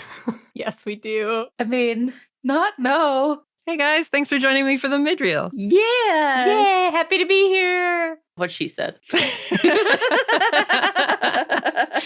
Are y'all still recovering from this episode? Yes. I will have emotional damage. Oh my for the rest goodness. of my life. I will forever be blushing. Mhm. Never not red-faced. I never thought I'd see the day where I have a GM actually flirting back. Well, happy to provide that service. Uh-oh. Better be careful what you promise, Natalie. It's not a promise. It's a statement of fact. Aww. Y'all have a new promo than the last one we ran. Why don't we take a listen? Yeah. My name is Johnny, and I'm the host, executive producer, and Prince of Lies for the Monsters Playbook. What's the Monsters Playbook? It's an actual play Monster of the Week podcast set in my hometown of Minneapolis, Minnesota. It's a character-focused adventure where you'll meet Kira Ashwood, a journalist with a cult past she's desperate to atone for, and a secret power hidden even from herself. Casey Davis, a taciturn secret agent becoming disillusioned with the agency she thought she could trust. Theo Nessos, a professional sorceress trying to escape the shadow of her powerful magical family. And Mark Clayton, a pretty haunted introvert who just wants to make sense of his powers and all the weird things that keep happening to him. If you like Buffy the Vampire Slayer, The Dresden Files, or any city-set supernatural story with monstrous threats and messy feelings, check out the Monsters Playbook. New episodes every other Tuesday, wherever you get your podcasts. It's hard to imagine feelings more messy than what we just had happen in the first half. I mean, We get up to some stuff. we get some complicated feelings. It's a lot. Yeah. Tommy Sparks. Yeah. Tall drink of water. I feel like the fans are going to be yelling at me and they're going to be asking me, where's Tessa? Yeah. I don't know. It's complicated. I guess the adventurers will just have to listen in to get the deets. Yes. Where can they find you all on the social medias? Assuming hopefully some of them still exist by the time we release this. You can find us on Twitter at Monster Playbook, hilariously because of character limits, and then on Facebook and Instagram at Monsters Playbook. You can also join us on Discord. We have our own Discord server. And if you would like, we also have a Redbubble and you can purchase some of our merch. It really helps out the show. Otherwise, a good place to just head for all of the information on things. We do have our website, monstersplaybook.com, and we've got links to all of those fun things, and then our wiki as well, which is useful for the amount of crazy NPCs that we have. We will have all those links in the episode show notes. If you're already a fan of the Monsters Playbook and you're joining us here on the Storyteller Squad for the first time, thanks for checking us out. We'd love it if you listened to our main campaign and got to join our team of hunters for their own slice of life challenges and adventures that are full of magical creatures and cryptids. You can find myself and the squad on Twitter at StorySquadCast. And we're also in the Cast Junkie Discord server, along with the Monsters Playbook, the other podcasts who help produce this series, and plenty more. You guys should really check out the Storyteller Squad. They're really, really awesome. Yeah. I don't want to play favorites, but like I really like Whitaker. He gives me some Casey vibes. And Oh my gosh, that's an unusual answer. Usually everyone says their favorite character is Hugo. I don't know. They are all great. I don't know. I resonate with Whitaker. Secret agent vibes, yeah. Yeah. But they're great. You guys should listen to them. I love your storytelling and all the voices that you do, Natalie, not just for us, but like in your show. It's so good. Thank you. If you want to give us a review on Apple Podcasts or Spotify, that would be super awesome. We do see all of the reviews and we appreciate it. We see you and we appreciate you seeing us and listening to our podcast. Reviews and word of mouth are the best way that you can help little indie podcasts like ours grow. And they make us smile. And that's nice, right? Yeah. Yes. Help us live long. Give us more reviews. Yeah. Do you want me to live forever? Yeah. It sustains us and pretty much every other podcaster I know about. That's all for this week. So it's time to send you back into the action to find out what happens next. I hope we'll see you again for next time on the finale of this series, or maybe you'll hear a past version of me on a different episode. Either way, take care, adventurers. Bye. Oh, bye, friends. Bye, listeners. Thank you for tuning in. We're great. We're great at this. We're professional podcasters. Oh my God.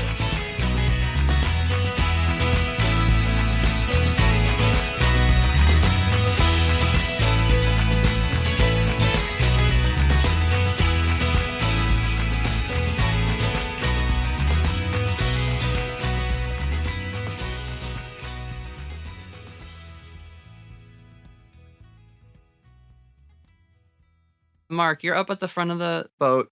Agent Ross actually comes up and she kind of like puts one foot up on the rail, hands in the jacket, and is just like scanning the horizon. So what's going on with your eyes? Kind of a new thing for me, honestly. Just something that happened to me. I know the feeling. You do this a lot? You could say that.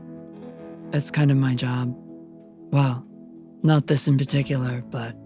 You usually got a big team with you to help on these things? Fuck no. It's just me and Mac. You guys make a pretty good team. We've been through a lot together, so I guess we'd better be.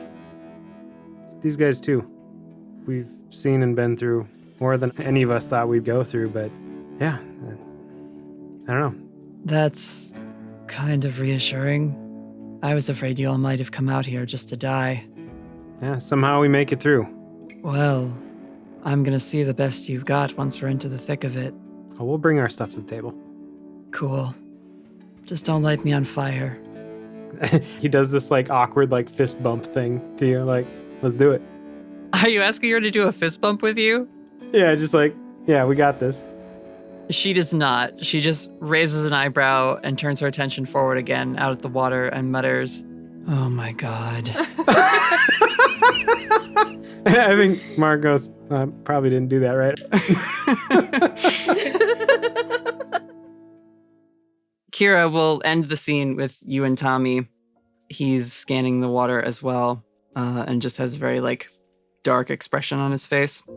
Hey there. What's on your mind? I'm just trying to get into the right headspace to do all this. Is there something going on that I should know about? Yeah, Kira, we just stole a boat. We're gonna go fight a bunch of giants. I owe like $100 on a canoe now. Look, I'm sorry about it, Tommy, but this kind of stuff, we can't just ignore it. I mean, if you see somebody that needs help, you help. And is there something going on with Nick? I've never seen him shy away from a fight. I think we both just wanted a break. Saving the world gets kind of exhausting, especially if it won't just stay saved. I get that. I mean, yeah. I guess we were kind of fooling ourselves thinking that we could actually have a fucking normal date. Were we? I was all in. I am too. I can't just turn a blind eye when somebody needs help. Yeah. I love that about you, but sometimes I wonder if that leaves any space for us in our lives. And he'll turn and walk away. Ouch.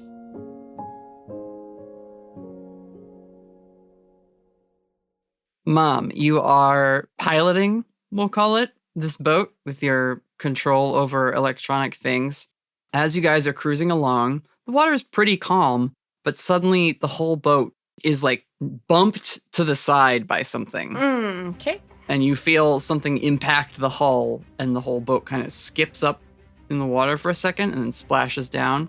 Not like getting full air, but definitely like raised up more than it should. I think Mom is going to shout as a matter of course, brace! I think Mark is like, what's going on? You heard me. Yeah, Mark, act under pressure. 4. I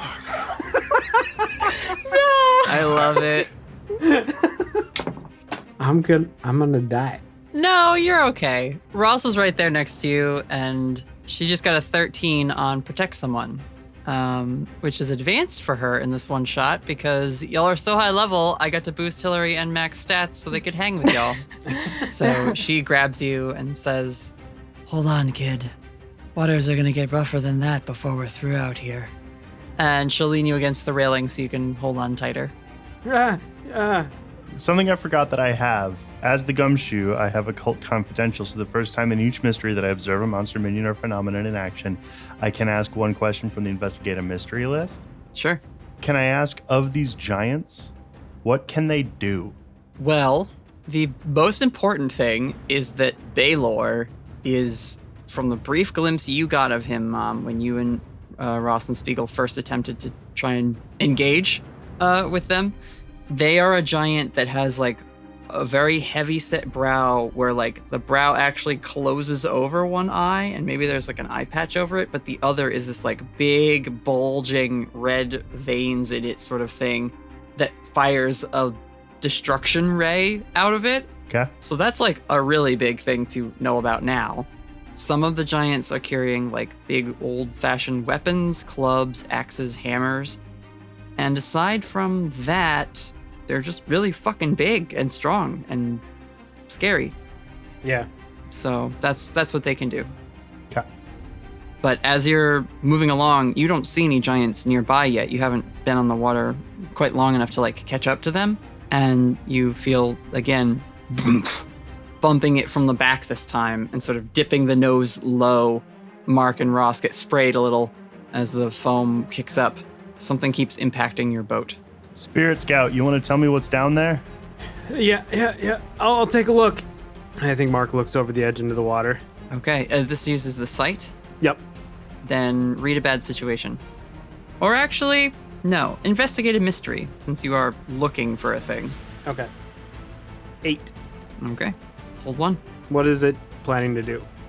You see a dark shape moving through the water, your flame eyes giving you a bit more insight into the dark water beneath you, because it is still nighttime, right? It's reflecting the night sky. Mm-hmm. But you can make out a large shape under the boat that seems to be passing by every now and again. Yep. And you keep watching it, it disappears like towards the back of the boat, and then you feel again, boof, and the boat gets bumped, this time from the middle. And you see that shape peel in front again under the water. Okay. Big thing under the boat. It seems to be attacking us. I don't know what else to say. You want me to throw fire at it? I think Kira might look to Ross and Spiegel and say, any tips for fighting these things?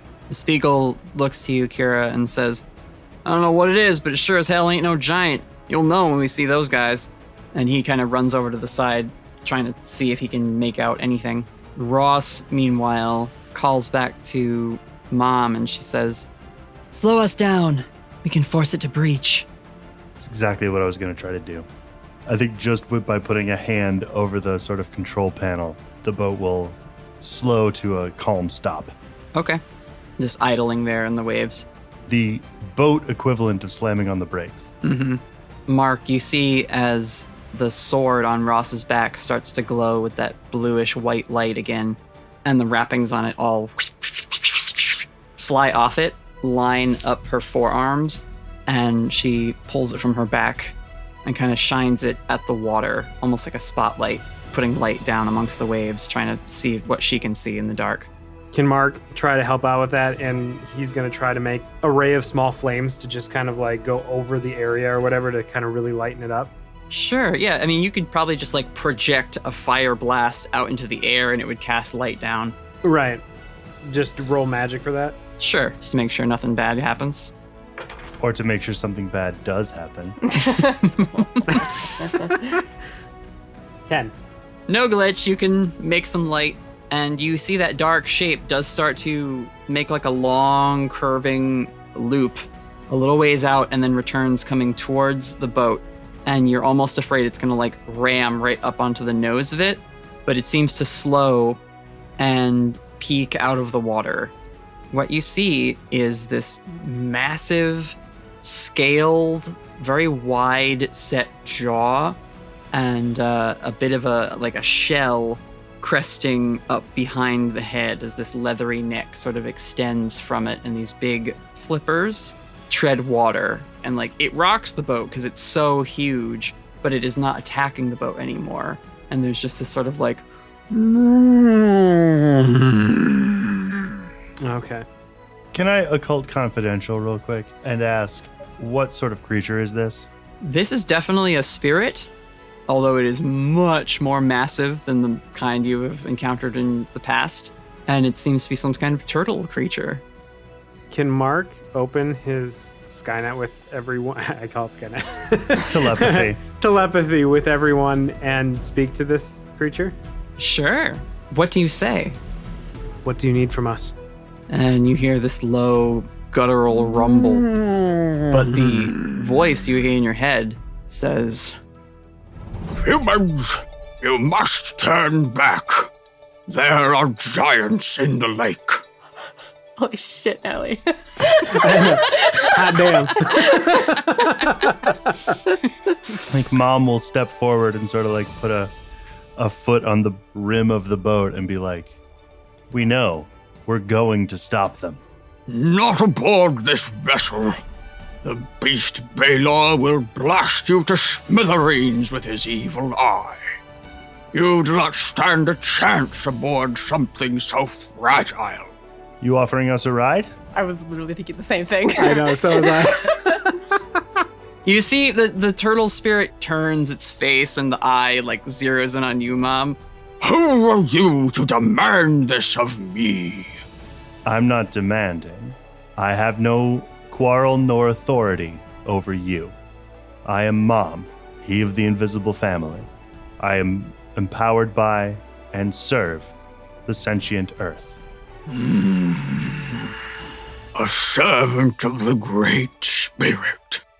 Ross, her glowing sword alight, shoulders it, and her mental words come forth, but they also seem to ring with like a double echo, like there's another voice behind her speaking. Yeah. I will demand it. We need your help. Fulfill your purpose, Guardian of the Lake.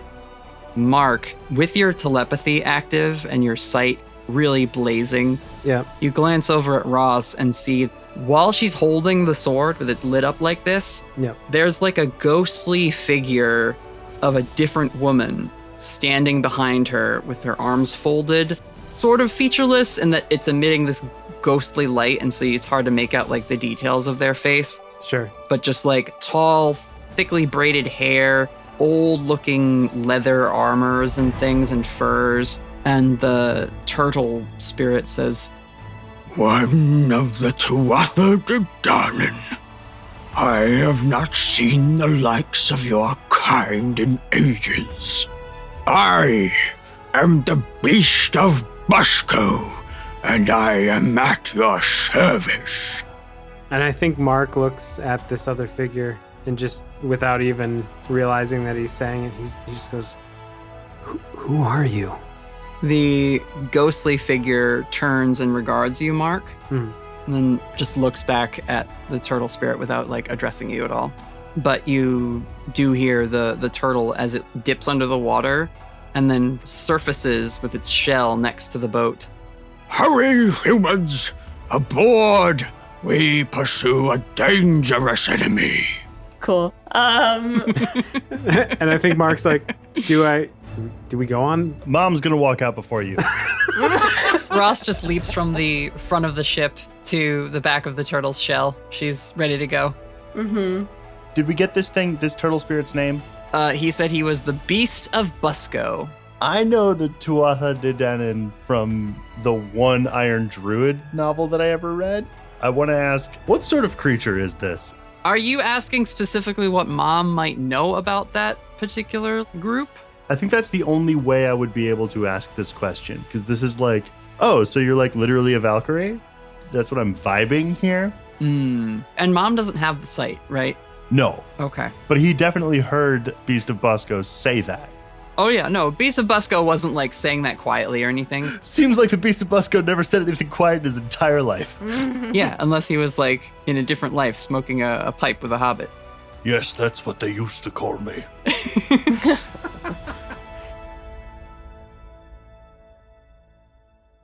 I will reveal something about that to you, Mom, later on Okay. as you get more information. But I think at the moment you just hear that in address to Ross and are now 10 times more curious about her than you were before. Yeah, that tracks. I sure am. Yeah, you haven't had a lot of time with her.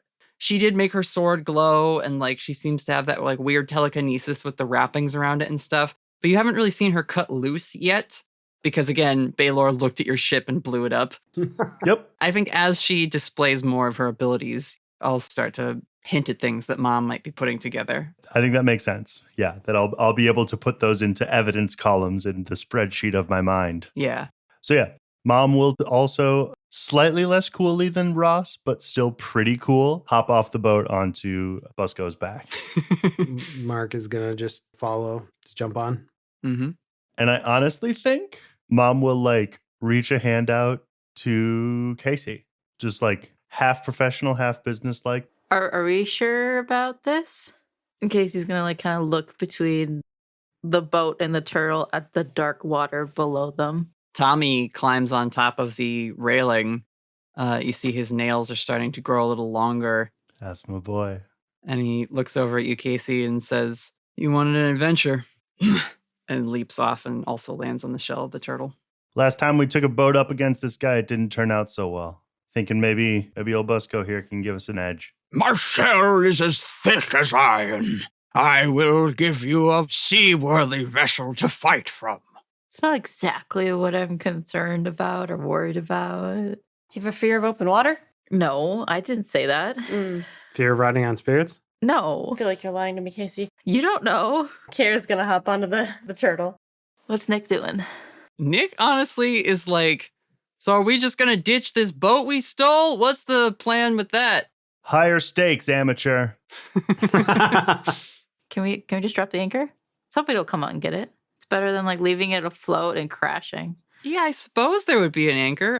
On a boat like this, it would be electronically controlled. So I think Sure. Mom will sort of sigh and roll his eyes a little bit and just extend his hand back towards the boat. And Mm-hmm. if I still have my degree of control over it, you will hear the drop of the anchor. Mm-hmm. Nick is on the railing with you, Casey. He just rolls his eyes and mutters under his breath, "What a fucking prick. Come on, let's go." Kira grabs a spot on the shell and just curls up and sits down or whatever to hold on to wherever she needs to and just side eyes Tommy and just just kind of slumps a little bit. He'll offer you his hand so that you don't slip or anything. Oh, he will? Yeah. Oh, what a great guy. Casey? After you, Nick. You want me to catch you? No, just trying to be polite. Why don't you go first?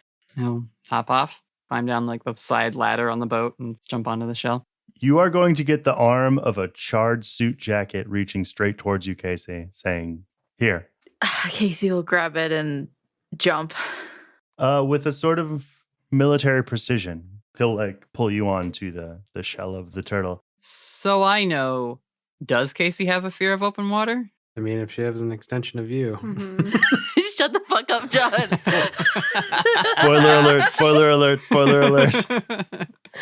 I was going to say, if she's anything like me, yes, I don't like foreign water. This would be horrible. Okay. Once you are aboard, that's enough for the Beast of Busco to just like start kicking his big turtle flippers, and you guys start charging through the water. And like you're on its shell, but it's like riding an alligator. Like water is pouring over your shoes and feet and like your hands as you grip onto the back of this shell. Yeah, I figured. I feel like Kira might pick up a little bit on because she called it out. She was like, "Are you scared or something?" Yeah. I think she might try to distract Casey as they're going along and be like, "So, what are we gonna make for food tomorrow?" I don't know. Ask Nick. Aw. Mom's going to run up to sort of the front of the shell and try to engage with the Beast of Busco, kind of shout over the waves like, "So how's this going to work? You have extra speed? You have any shield capabilities? What are we dealing with?" I am the guardian of the lake. My bite can tear through ships. My flipper can cause a tidal wave. I will support you in your fight against the Baylor. Uh-huh. So is there like something that can keep us safe here, or is this like a dodge situation? You speak of his evil eye. Yes, human. You will need to be agile. Do you know how to take it out of the equation? What are you referencing there? His eye. Oh, Is it just an eye that can, like, it can do a bunch of damage, but can take a normal eye amount of damage? Is there some specific thing that must be done? What does this beast know about how to fight back against the eye? the Beast of Busco says, Baylor is a formidable Fomorian general. He will have shield and axe to fight with. His eye will attack from range, and he will defend it at any cost. To defeat him, you will need to work together and be formidable warriors yourself. I was afraid of that. Okay. And then he's going to stand up and turn around mm-hmm. and be like, "All right, listen up, people. I thought it'd be good. Uh-huh. We're going into what could be a half a dozen Fomori giants. The good news is most of them are just big hitters. The bad news is one of them's a really big hitter. You got to watch out for Baylor. His eye," he'll point at his left eye, "can wreck your stuff in seconds flat. It's big, it's high, but it's a weak spot. It's something he's going to be paying attention to. But if we work together, we can get him to pay attention to something else, so somebody else can get a clear shot at the biggest weapon on the board. And then it's just their hitters versus ours." It might be something I can try to help with that distraction. Happy to hear it. What if I put a shadow in his eye? We'll call that Plan A. What else we got? Question out of character real quick. Does this eye need to be in direct line of sight to inflict damage, or is this more of just a focus? It's like Superman, right? Yeah, it's like Okay. Superman laser eye. Gotcha. So yeah, he does need to be able to see you. Yeah. Okay. Yeah, it's like a combination of like Superman and the guy from Avatar. Combustion Man? Yeah. Oh, wow. Yes. That's Yeah. the first time I've heard that dude referenced in my entire life. You don't know how important that show is to me. I love Avatar. So yeah, it's like that. Okay. Spiegel is gonna speak up. Do y'all always do a pep talk before a mission? How many of y'all can fly? Mom points at Kira. Just me. Mark size. All right. So it's gonna be you and Ross then going for that eye. Kira just eyes Ross. Okay. Mom also shifts his weight and is like, "Excuse me?" And then looks to Ross and is sort of like, "Any other combat capabilities you'd like to share?" Ross is so dead set focused forward. She's not really paying attention to any of this. She says, When I start swinging this thing, just don't be in the way. and she turns to look forward over the crest of the shell again. Noted. Can Mark use tune in right now? What are you trying to tune in about? Can I tune into the big guy? To Baylor? Yeah, Baylor himself. Sure. All right. Come on, dice. Don't do this to Don't me. fuck me. Are you using your mark dice? Hold on. I'm gonna use my mark dice. Yeah. All right. They'll roll differently because of how dice works. Johnny. Don't be so cynical. 13. There's magic. Nice. It's real. Okay. Does that give you questions or visions? It says you can attune your mind to a monster or minion. Roll plus weird. Yep. You get specific questions. So I'm plus 10, hold 3. One question I have is where is the creature right now? Okay. You get sort of a out-of-body experience vision of your group on the back of the Beast of Busco chugging along in the lake, and you can sort of see the clouds above and then back down, and you see this like trail of Baylor and 4 other giants walking behind him, causing waves and things as every time they take a step. So you're getting close. Beast of Busco is a quick little giant turtle, so. Okay. Quick little giant turtle. Who does it regard as the biggest threat? I'll say your vision continues. You sweep down and see Baylor with his war axe over his shoulder and like a large shield that looks like it's maybe made from like many trees lashed together. Okay. This guy is marching along with a look of intensity that makes you think he doesn't see anything as a threat. Okay. And how can I attract its attention? These are all very pointed questions for this. Yeah, I mean, Oh, man. you're gonna attract its attention by attacking him, I think. Okay. All right. I mean, really, all Ross Spiegel and Mom had to do before was show up in a boat nearby, and he looked at them and blew them up. Okay. This is a violent, bad dude. A big broody guy. Okay. Yeah. He's on a mission. He thinks he's going to meet up with his demon overlord. Okay. I think as you guys are chatting or whatever, Mark's looking off into the distance. We're getting close. We need to make a plan. Now. Ross takes note of that, and she looks at you and she says, What do you see? How many are there? I can see a handful, including him. If we take out their chief, the rest might scatter. Let's focus on the leader. All right, focus on the big guy. Question, Natalie. Would I have, since I knew that we were coming out here, would I have my axe with me, or do I only have my access to my like life drain ability? roll a luck check and see if you disregarded Dr. Mendy's orders to leave weapons at home for vacation. Okay. 11. Seems like you and Casey both have issues following doctor's orders. Jeez. Yes, we do. We can say you had your axe with you, Okay, cool. which I wish I had known before, because Ross definitely would have like given you the up and down over that. Yeah. You all have your weapons. What is Nick's weapon? He just has like a handgun? Yeah, he's a gun guy. Okay. Shotgun, and I think like a kind of Desert Eagle, like a big handgun. Mm-hmm. He is like a practitioner. Like he does do some magic. Oh, okay. He knows a few spells? Yeah. Novice. Okay. Got it. Probably like that thing where you like wave out your hand and a big flame shows up. Yep. Gotcha. If he didn't have anything that Casey could see weapon-wise, like she would offer him one of her guns. Mm-hmm. Does Casey have her sniper rifle? I said that I had that slung over my back. Okay. Casey said that she like packed all her guns with her to take on this trip. So, in fact, Casey, if you want to attempt to use that as you make your approach, Mark can give you like the play-by-play on how close you are, as he's like fiery eyes are just going nuts as he tunes into like just the general surroundings. It's like waves of awareness are pinging out from Mark. It's almost like a sonar. Yeah, like coming back to you like echolocation. Yeah. There's definitely a lot going on in Casey's head. One, she's, I think, crouched on this turtle's back, trying not to let the water hit her guns, but also trying not to panic, because we are just one wrong step and she could go falling into the water. Yep. I think the big thing on her mind that kind of keeps snowballing is like, we're all on one spot. We're all on a turtle's back. There is no cover. There is nowhere that we can hide right now. If we get hit, and we're all right here. And I think Casey then like opens her mouth and it's just like, we're out in the open. We're kind of like sitting ducks on the back of this turtle. There's no other way that we can really approach, though.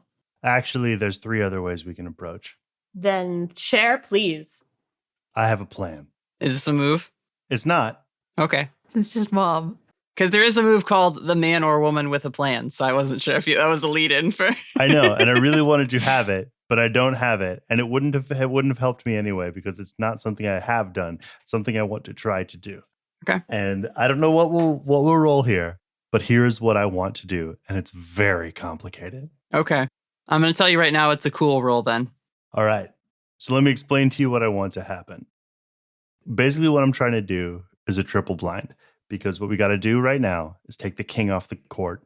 Not the court. The board. Off the board. Thank you. So, Ross, you fly? Oh, you're going to do this in character. Okay. I thought you were just going to outline the like battle strategy. Well, I want to outline the battle strategy in character. Fair enough. I want to give orders because that's Mom's deal. Cool. Yeah. Roll manipulate someone then. Happily. Because this is technically not your op. I was gonna say there's some tension. She's just co-opting it from the. Hey, you hired me. That's a 10. You see not only her sword, but her skin starts to glow. And she almost starts to go a little incorporeal, transparent. So you can see like echoes of her skeleton through the skin. Yep. And calls back to you now vocally with that double voice going on. I can get where I need to be. Mom's going to point at Mark and say, could you carry him? Mom, what are you doing? It's a triple blind, Clayton. You're the Flash. She lets go of the sword, but it doesn't drop. It just starts to orbit her in these like long, slow arcs. And she offers a hand over to Mark. He has a girlfriend. I think Mark looks at Mom. I'm sus. Grabs the hand. It feels very cold to the touch. It steams because you're hot. Fahrenheit. It looks like Rouse could attempt to carry him, at least for a little bit. Get him as close as you can. And you, points at Mark, make a lot of noise. Burn him, get his attention, make him mad. You got it. When he starts doing that, he says to Ross, drop him and disappear. And then you, Casey, while he's looking at Flyboy, you take a shot at his eye. But he's going to see that coming. And then when he pulls up his shield, that's when you, points at Kira, are going to take a shot with the axe. Okay. You'll get in behind him and you'll go to town. You're saying axe to the eye, or? Yep. Okay. And then he'll look back to Ross. And if that gets intercepted, or if that doesn't finish it, well, that's what you disappeared for. Then nod at the sword. How's that sound? She gives you a slow nod. Nick, who is like sitting on the back of the turtle, is like, then why the fuck did I come? Because I might need your help. I don't know, kid. What do you got? He just holds up a gun. Could probably use some cover fire. Agent Spiegel just raises his own firearm and says, fair enough. At this point, you hear the beasts of Busco say, Prepare yourselves, warriors. We approach our enemy. So, like, clarification. We're in the middle of this lake. mm-hmm. There's no earth around. Nope. Cool.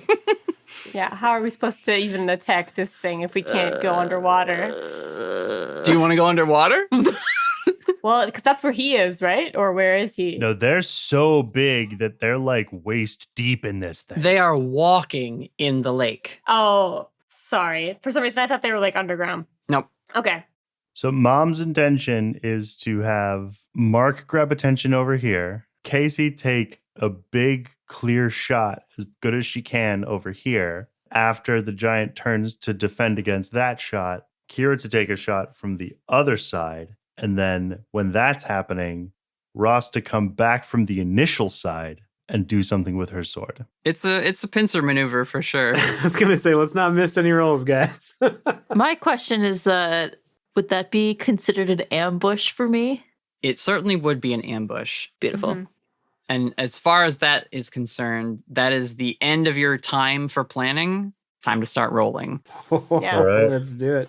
The fog is still around, but you guys are now close enough that you see the forms of these giants as they are slowly trudging their way through the lake, sending big rippling waves, which Beast of Busco either plunges through and you all get sprayed with water, or like rides up and over and lets the waves sort of pass under their shell. And you all hear, Fomorians, you face the lake guardian and these brave defenders of humanity. I'll take to the sky. And as they go off, I always hate this part. And I like look up at the flyers. and we zoom away as we see Ross carrying Mark in one arm, the sword trailing behind her. Kira's wings shoot out and you fly off, strafing a different direction. Casey, you load up and bring your sniper rifle into position. We do see Tommy Sparks fully wolfed out. Yep. Hell yeah. And hanging onto his, like, around his neck is Agent Spiegel, who has just, like, a gun ready, and they dive into the water. Because you didn't give them any orders, but they're fucking going. Love it. Yep. Fucking swimming werewolf. Jesus. As Mark is flying up into the air, he's going to start doing some different movements with his hand, and he is going to try to put a hex on, what is the name of the guy? Baylor, the big general. Baylor, yes. He's going to try and put a hex on him and target break something precious or important. Okay. Let's see how you do. 6. Oh no. Oh, fuck.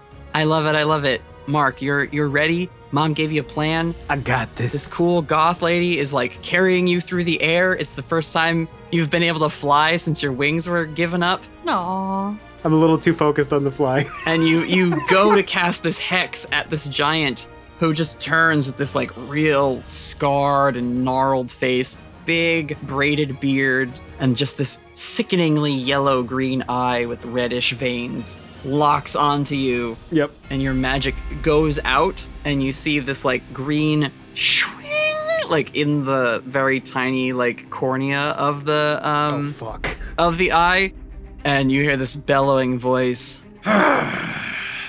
You'll not stop me, you wee insects. And Ross calls down to you.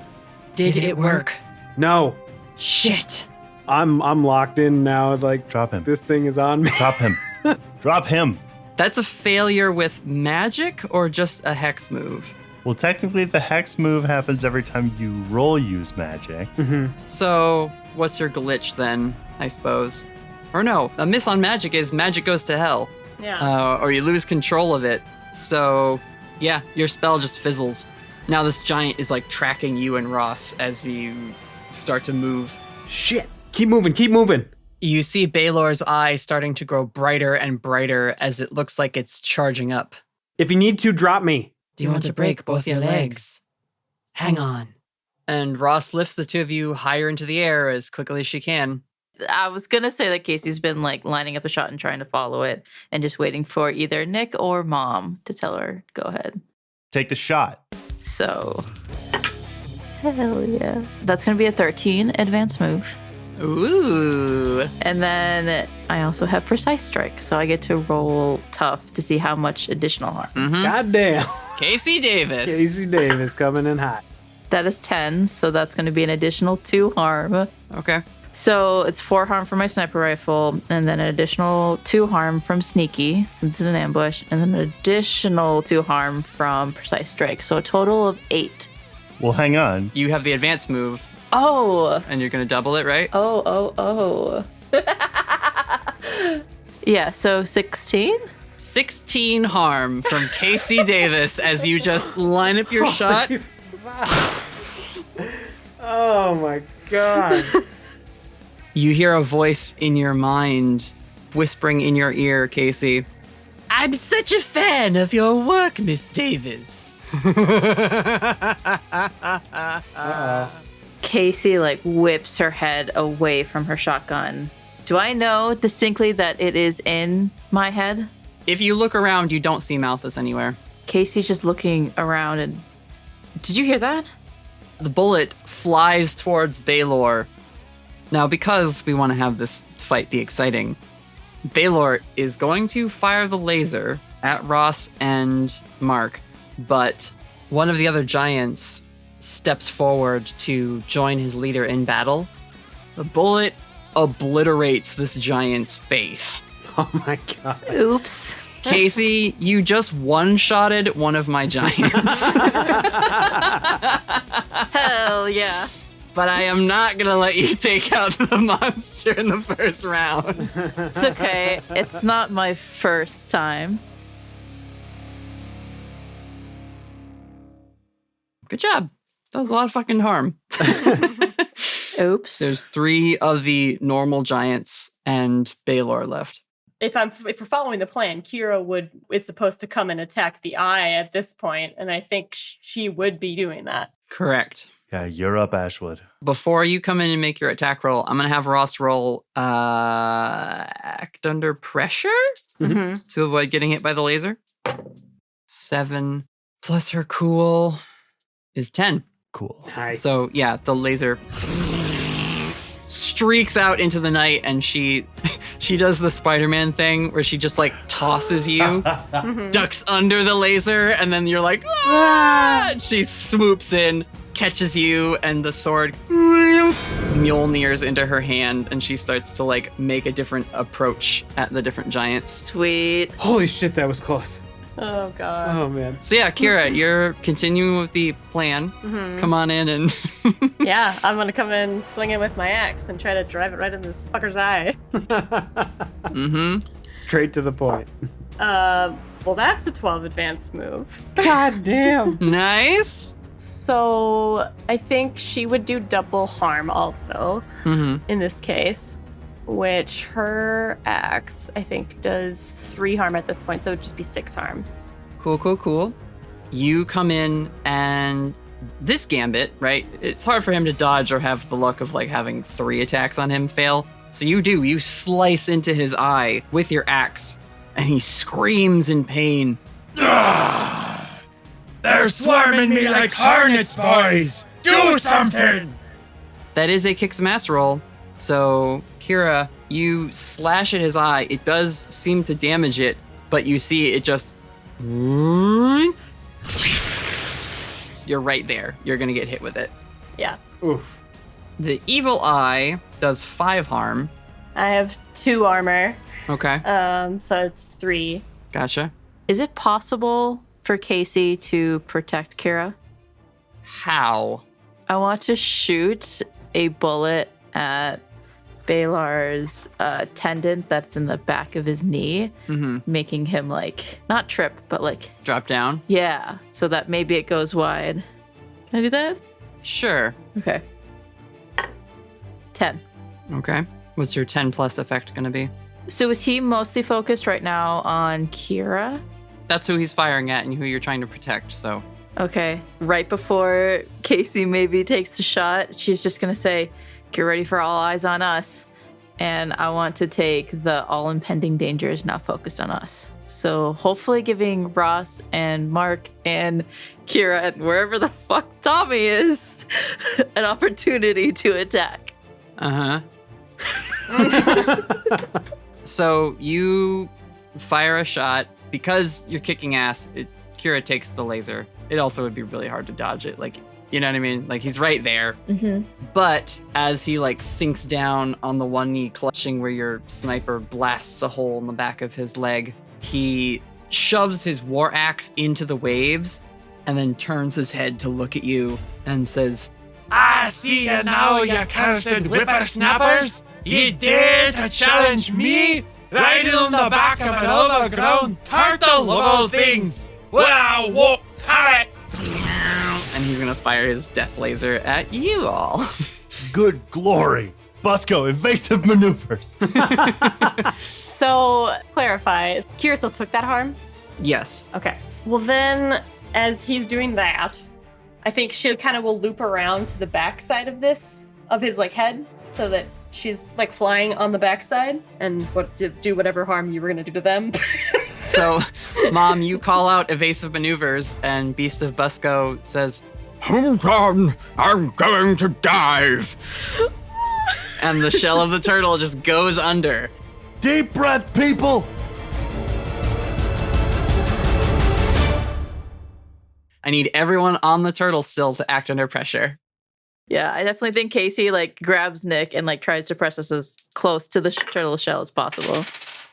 Holy shit. I got double sixes. Nice. Nice. Do Nick and Tommy have stats? No. Okay. Usually it's whoever their girlfriend is rolls for them. Well, he got a 7 on the die. Okay. I do need him for the next phase in my plan. I rolled a 14 advance move. Okay. What is act under pressure's advanced thing? You do what you want with something extra, or you do it perfectly. Okay. And you're burning your bottle it up on that, Casey? Yeah, I added 3 points to it. So Nick got a 7. He was going to drop his weapon, and you managed to like catch that Okay. while gripping everything. So that'll be your extra, is that he won't have lost one of your guns. Okay. Mom, you're fine. You're up at like the forward protruding portion of Busco's shell, so you have something really easy to grab onto and sort of ride. I've played Shadow of the Colossus. I know how this part goes. Yeah, you know. But you guys all are underwater for a moment, and when you breach, you can see 2 giants coming over to engage with Beast of Busco. They both have a club and a warhammer that they're like swinging down at the massive turtle. Can Kira, from her position, start to weave some shadow magic and try to do something? Yeah. I kind of want to do what I was saying before, and I want to see if I can cause a shadow to form in front of this eye so that he can't really target people very easily. I would assume Roll use magic to try to weave some shadows. Sure. 8. For her glitch, I think it's just going to be of short duration. These dark, swirling shadows just extend from your hands and form this cloud in front of Baelor's one good eye. And he says, Belfagar's beard! I cannot see a bloody thing! They've cursed me eye! I love this accent. Wonderful. This is so good. They've got a bloody sorcerer! Do something about him! and just starts firing the laser randomly. Oh God. Wait, is Ross just kind of like circling? Ross at this point has like dipped down to avoid that first shot and is now sort of just flying with you grabbed by the collar. And she says, Anything else you want to try? Yeah, I got it. And Mark's gonna do a giant fireball in one hand and just hurl it at this thing. Sure, roll magic. 10. No glitch? Are you inflicting harm?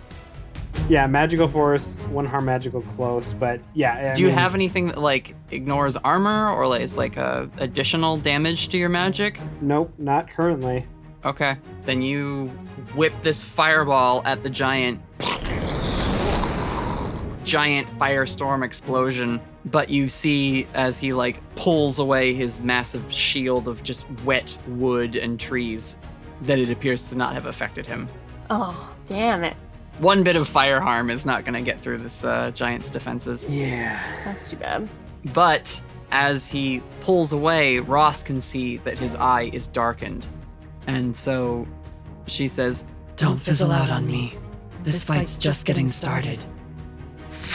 and begins to like conduct the sword as if she's one of those performers with the like flow wands. And it just starts to spin, and like a helicopter blade is gonna slice into Baelor. Let's see how she does. Hell yeah. Oh shit. Come on, Ross. Okay, that is 6 on the die, but she rolls with her weird, which makes it a 9. That means it's a back and forth. Yeah, that's fine. She slashes him like along the shoulder, like his collarbone with the sword. It just tears through whatever armor he's got on. He senses where the attack is coming from and just Jesus. fires the death ray at both of you. Oh shit! 5 harm coming at you. God. Now, here's the fun thing that I did to Hillary Ross at level 15. She has 1 armor from her Eastie Agency suit. She has prepared to defend, so she takes 1 less harm when kicking ass or protecting someone, which is from the Searcher Playbook. She has the move Warrior from the Exile Playbook, which means she also takes 1 less harm when wielding an old-fashioned weapon.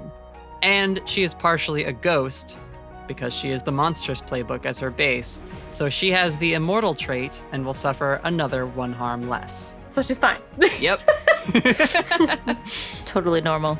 So as the laser is coming at her, the sword at the last minute flies in front. She like lifts you up and kind of hugs you close, and the sword is on her back wide enough that the laser sort of splits off it. Like a prism. You both get singed a little bit, but you'll both take 1 harm as she reduces most of this death ray's beam with her sword. Oh my god. Damn. I was gonna say, otherwise I'd be in trouble. I hope this doesn't awaken anything in me. Oh goodness. I just rolled a 7 for Tommy, Okay. who has just started climbing one of the other giants Hell Sounds yeah. about right. and is just like like tearing into their leg to try and like hamstring them so they fall in the water and maybe drown. Yep. Now a 7 doesn't give him any sort of like great success, but he is with Max Beagle, who, as the hunters from Gullah learned, is a very helpful buddy to have on a mission. Mac has Power of Heart, because he is a mundane, Aww, like Pascal. Adorable. and he has Helping Hand and Help Out as an advanced move. So, without even having to roll, You're automatically going to get at least +1. Tommy could have gotten +2 and given it a 9, but because it's advanced, if I do roll and I get above a 12 on this, then Tommy can also get a 12 on his roll from Spiegel. Correct. Let's see. That is a 13. Oh, Nice. Ooh. With Mac as a lookout, Tommy Sparks tears into this giant's leg and just crawls on him like a dangerous rock climber who's also trying to destroy the wall he's on. I'm imagining also like all of the hands of this giant that would swoop down to try to get him are just getting shot in the palm and wrist by Mac. Yep.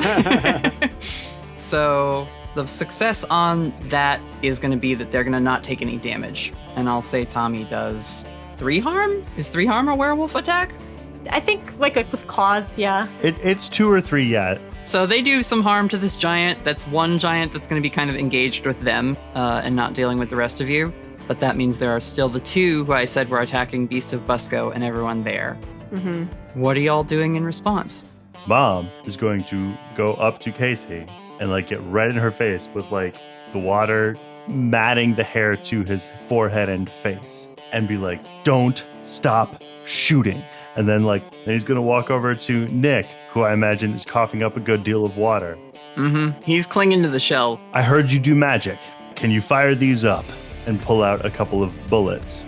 Fuck, man, yeah. And he'll cast magic to enchant the weapon. Aw, you sneak. He got a 9. Nick takes the bullets, makes a fist, and he's going to take the 1 harm glitch He sure is. That's him. to make the bullets fire magic, and they're burning his hand, but he hands them over to you again, Mom, or to Casey to fire them. Nah, fuck it. Mom's just gonna take them. He might take some harm too. They're fucking hot as hell. And he's gonna look at them and see that they're well and truly aglow with fire, and bring him back to Casey, put a hand on her shoulder, and been like, we've got 4 really good ones. Okay. Hand him over. Casey's gonna hold her hand out. Go ahead and roll your attack if you're going to fire on these giants. That's gonna be a 6. Ooh. Sometimes I miss. You get a 6 firing on these giants, huh? That sucks. You know. Yeah, you get your ass kicked. Well, you don't need to be that harsh about it. Can I help out? Mom, if you want to protect Casey, you could try that. I really do. No, Johnny. Johnny. I'm in serious danger of leveling up, you guys. That's a 3 + 1 + 2. Burn a luck point. Honestly, can I burn a luck point? You all have 1 luck point to burn, so if you want to burn it, you can. I'm gonna burn it here. All right. Are there any, cell phone towers around? You're in the middle of the lake. Okay. Well, then never mind. You know what, though? There could be some submerged internet wiring. That's what I want him to use. Reaching out with both hands to gather the signal up and pull it up. Like a kraken of wires. And I know it won't stop everything. And I will also put myself between the cartoonishly big axe and her. So I will probably take something. So is Protect an advanced move for you, or you get a 12? Protect is an advanced move, but I don't know if you get an advanced move for burning a luck point. That's not something we've dealt with. I count it as you get everything for it because it counts as a 12. Okay, well then, yeah. All right. Casey, your shot goes wild as Beast of Busco has to lurch to avoid being stepped on by one of the giants. And as they bring their weapons down to just crack into this turtle and you, Stars and Stripes. Mom rushes forward and just calls on anything in this surrounding area to help. And these internet cables from beneath the bottom of the lake just lash up and start to restrain the two giants and their weapons like a bunch of black tentacles from the deep. Can I ask a stupid question? There are no stupid questions, just stupid decisions. Well, get ready. I'm about to make a stupid decision. How big are these internet cables? They're probably 3 inches thick at the most. Would they be something that I could climb on? Maybe? I mean, right now they're like these cables as if someone had shot, I don't know, a grappling hook at the giants and it lashed into them. So they're moving. It would be really precarious to try and climb them. But it'd be really cool. You'd also have to swim over to them. Yeah. Yeah, you're not doing that. They're not in jumping distance. No, you could ask Busco to get you over there if you wanted to, I suppose. We do have a speedy turtle spirit. Okay, I think... How do you say the turtle's name? Busco. Buscoe. Casey's going to hand over her sniper rifle to Nick. Take care of this. And then she's going to pull out her shotgun, which I forgot that she had. But to Busco, she's going to say, can you get us closer, please? Forward into the breach we go! Casey's going to stand up and come up next to Mom. If you're climbing this thing, act under pressure. Yeah, I'm adding 3 to this. Are you saying I have 6 hold now? Yeah. This is the gift that Maya gives you. Okay. Cool. Maya adding so much in Bottle It Up is why Casey is where she is in all of Act 1 of the cover story. I subtracted 12 of her last roll of the season. Insane. I love it. So I rolled a 10. Sick. Okay. You start climbing the wires. I think Casey leaps and does a whole she's grabbing it, but then what you're supposed to do is with one foot push it underneath and stand on it and pull yourself up. Yep. As you're climbing one, Beast of Busco turns to the other and his big snapping turtle jaw opens up and just clamps down on the leg of one of the other giants who howls in pain. And you can all hear Beast of Busco's voice booming. A steel trap to shatter bones. Tremble from the cold snap of my iron jaw. Yeah! Yeah, let's go! Casey wants to get onto the shoulder of this thing and point blank put her shotgun against its neck and just pull the trigger. That would be another kick some ass. Hell yeah. 9. Cool. I do get to roll a precise strike. Oh, fuck yeah. That's going to be a 14. Okay. And I'm guessing this isn't an ambush or anything. They know that we're here. Yeah, you're engaged with these giants. So how much harm is that? 5. 5. Okay. However, act under pressure, Casey. I'm going to add 2 to it. Okay. I'm on top of this thing. I am glad that I did. 8. As you are up here, Baylor has continued to fire those bolts, and one of them is coming at you. You could try and withstand it and stay up here to keep attacking this giant, or you would have to leap off into the ocean. Oh, I'm staying here. Okay. Do you have any harm reduction? I do have 2 armor, but I also have Berserk.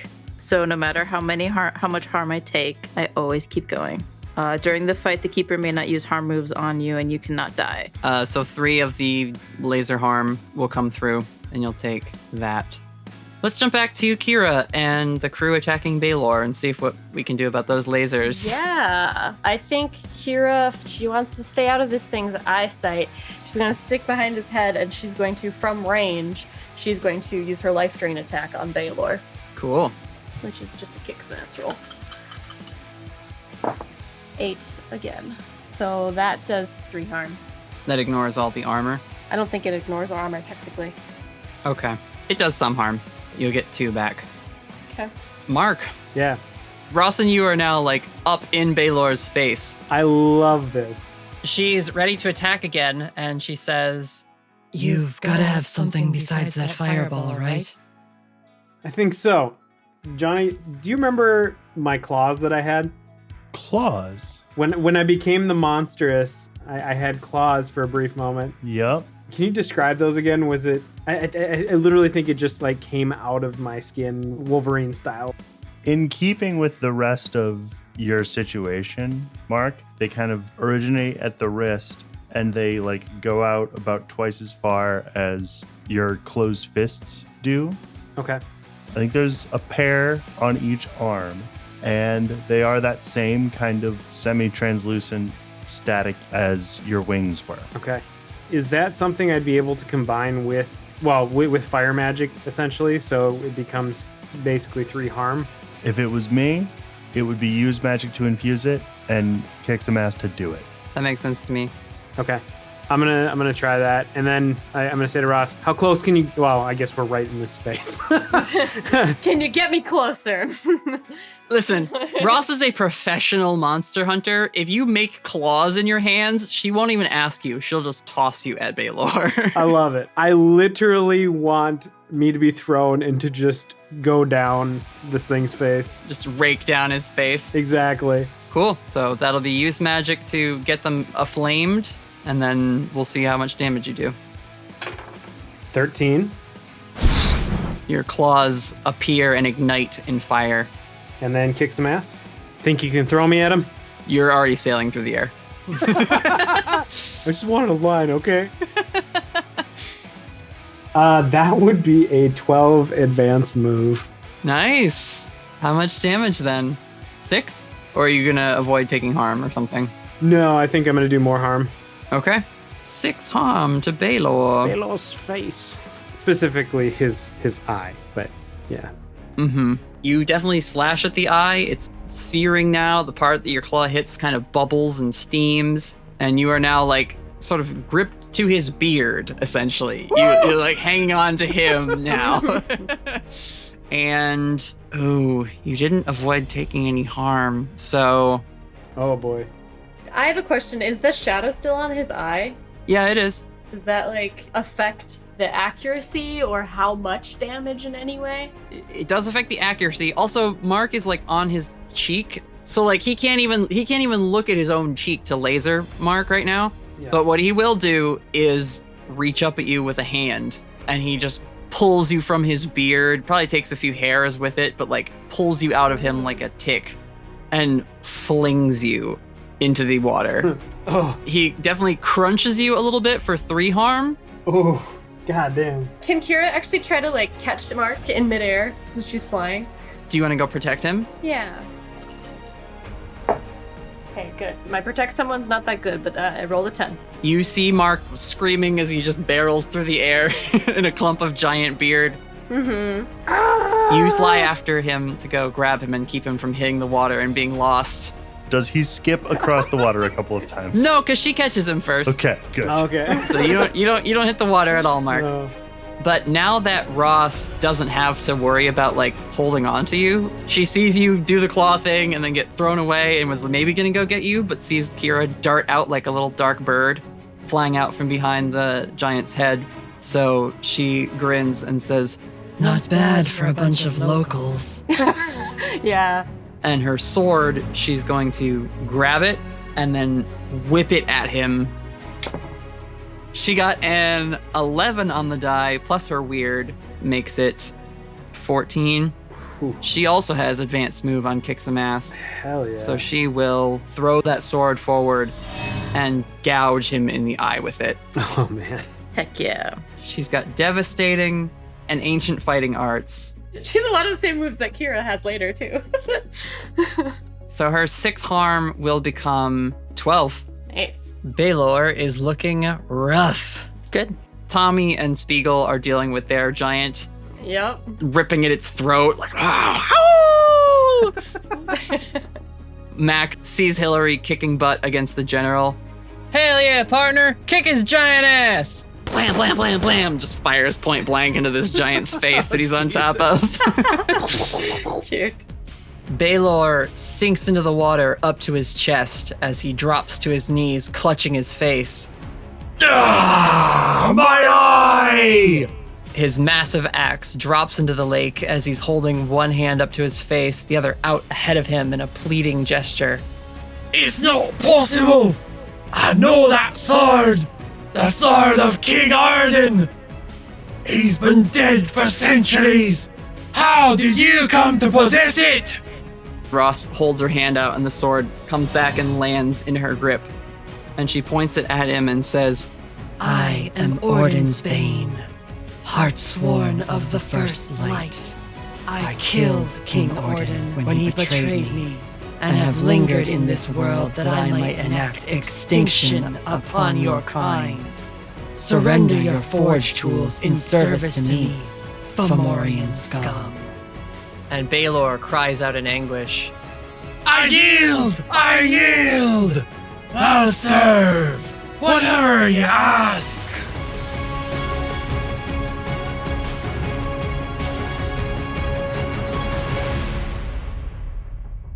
Casey, Mm-hmm. could you roll charm? Does this manipulate someone? Because I roll sharp instead of charm. It's a straight charm roll. Damn it.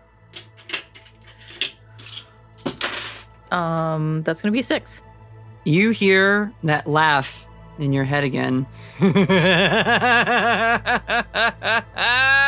yeah. I keep forgetting that. I didn't. Well, we also don't know about it. That's true. Meta. Nobody has any idea. Yeah, you just hear it say, Well, we wouldn't want Nick Sparks to steal all the credit in the end, would we? and the sniper rifle in Nick's arms vanishes from his grip in black smoke and embers and appears in your hands. And you feel your body aiming it towards the Baylor. Mom, you see a dark silhouette of a stork crane-like figure emanating from Casey's body. Sorry, kiddos. If you point a gun at me in the first act, it must go off in the finale.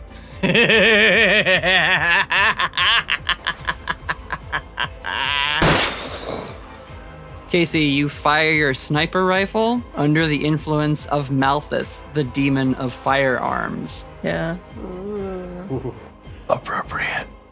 It bursts out Baylor's throat, Oh. and he just and sinks beneath the waves, killed before he could help Ross and Spiegel with the forging of her sword. We're all just like, I don't think anybody can see because it is dark and there is chaos, but there are fearful and angry tears going down Casey's face. Mm-hmm. Can Casey, like, I know that she just fired the shot, but do I have the ability to throw myself off of, I guess, this giant that I'm on into the water to get this demon out of her? You could certainly just let yourself fall off this giant as it starts to struggle, but you do feel like control of yourself come back over you as you hear again Malthus's like sinister chuckle. We'll have to do business again sometime, my dear. You're a lot of fun. Did we hear like his voice when he was saying this as Casey? Like, could we tell that this was... Yeah, you all hear the demon's voice ring out across the battlefield, followed by that unsettling laugh of his. Okay. I want to try to have the Beast of Busco get close enough to catch her, or wherever she lands in the water, dive in after her. Beast of Busco would certainly dive under and pick up Casey to like lift her to the surface in his big turtle beak. Then I think both Mom and Nick Sparks will drag her semi-conscious form onto the surface of his shell. Yep. Is she conscious? Yes. I don't think you were under the water for that long. Mm. So you just feel yourself being pulled onto semi-solid surface by a couple people. Ross, frozen in shock, stares at Baylor as he drops beneath the waves, and eventually rage spreads across her face. Her best chance to have her sword reforged, vanishing quickly in front of her. The ghost aura around her flares as she lets out this awful banshee scream. Oh, God. You see her fly at the remaining giants in a frenzy, her sword spinning and slashing into them violently. Kira and Mark. Spiegel is waving his hands at you. The giant that he and Tommy are on has also sunk to its knees. This one is sort of floating enough in the water that they can just ride it while it's dead. Yeah. Oof. And so he's like signaling for you. Okay. Well, I'll have to put Mark down. Mark is at 4 harm and unstable right now. Just FYI. Oh, well, then in that case, Kira will heal you with her reverse life drain. What move is this? This is kind of a custom move that we have. It's my life drain. We have reverse engineered it. Gotcha. I can expend some of my own harm to heal others. Okay. I rolled an 11, so I will heal you. I'm just gonna do... It's 2 to 1, I think, right, Johnny? If it's... Take 1 harm, heal 2? Yeah. So yeah, I'll take 1 harm, but I will heal you for 2 harm, Mark. Thank you. All right. So you're busy healing Mark. We see Tommy and Mac sort of dive into the water again together. As soon as she drops Mark off, she would look to see if anybody needs to be picked up. Ross is just in this battle fury state, and she's dispatching the remaining Fomorians. Tommy and Spiegel went under the water a little while ago. Okay. They haven't come up yet. Can I look and see where they went? They looked like they were swimming towards Baylor's corpse. I think she would circle over that way then. Okay. I like to think that so would Nick, Mom, and Casey. Yeah. I'm going to roll Act Under Pressure for Tommy again. Oh, sweet boy. Oh. That's a 3. Woof. If he is not resurfacing anytime soon, Kira will absolutely go try to find Tommy. There's not a force on Earth that could keep Nick from diving in after him, too. Yeah. No, what it is he comes up gasping in his wolf form and just yells to you all. The tools! We're trying to get them before they sink! Okay. Agent Spiegel, on the other hand, has not surfaced yet. Kira will dive in to try to find tools/Mac. Okay. Mom will dive in for Mac, paying less attention to tools. All right. Wait a minute. Can Beast of Busco, can't he dive down? But other people are on him. Casey is laid out on his shell along with Nick. Okay, that's fair. I think Kira, from in the air, will actually just nosedive like a fucking bird and go to get some extra speed into that dive. Yeah, you drop down into the water, and Mom, you can also swim down. Again, it's dark. Do either of you have a light source? Not No, really. not really. I'll say this, that Mac has a flashlight as part of his gear, and you can swim towards the light. As you get a little closer in this dark water, you see that he is tugging at a tool pouch, which is massive. It's trying to pull at a tent full of giant-sized tools. And Mac is clearly struggling to not drown right now, but it seems fully committed on getting these things for Hillary. I've been working with them for at least a few hours before we ran into you guys. Do I know what it means to reform Ross's sword? In their last adventure, they found runes that will let them destroy a demon, not send it to the place apart, destroy it. But they can't use them yet because they need to put them on Ross's sword. But they need these tools to do that. Yeah, because her sword is a giant forged blade, they need a giant to reforge it with the runes etched in. Then I will swim down to Spiegel, and I will make eye contact as best I can down here in the darkness with Kira, and I will also begin pulling at this bag of tools. And what is it stuck on? It's just he's wearing it. It's stuck on Baylor. Then Kira would use her axe to start cutting it away. Okay. Both of you act under pressure. I rolled 11. Nice. Mom? I did less than that. Fuck. I rolled a 4. Johnny. All right, so what happens? Oh boy. Kira, you do cut through the belt that they've been tugging at, Yeah. but the bag is so heavy, and Mac has already failed once at his act under pressure to try and get these, and Mom, you fail also. The bag slips from your grasp and just descends into the darkness. The bag is falling. I mean, it's sinking. It's metal tools in a leather bag underwater, so... Can I try to grab it? You just cut it free, and I think at this point, Spiegel starts to lose consciousness. Fuck. Okay, then I'm gonna grab Spiegel and break for the surface. Okay. Would you allow Casey to jump in? Once she comes to and doesn't see Mom, she asks Nick, where's Mom? He dove in after a couple of the others. And Tommy is like crawling onto the shell now, shaking out his fur. Mm-hmm. And he says, they were trying to get something off that giant. Casey looks at this dark water, like pulls out a very small flashlight and dives in. Oh, Okay, read a bad situation. Since you're looking for something in the dark. Come on, dice. I appreciate you. 9. It's actually a 1. Fuck you.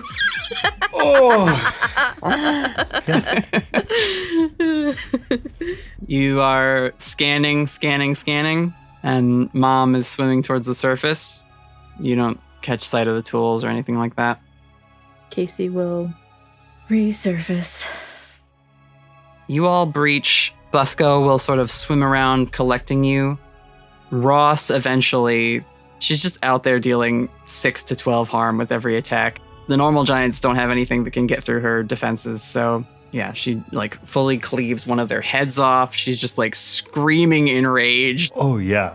I've seen this anime. This is like Attack on Titan, but with like the sword from Symphony of the Night. Mm-hmm.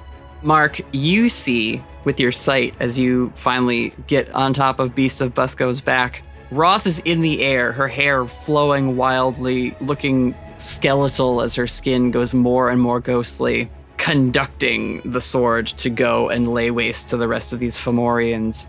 But you see the spirit tethered by these thin, ethereal strands. That figure is also screaming. They could be rage weeping at this point. right. And you all hear Beast of Busco. Well done, humans. The land is safe yet again. I thank you for helping me to defend my lakes. Nothing is done.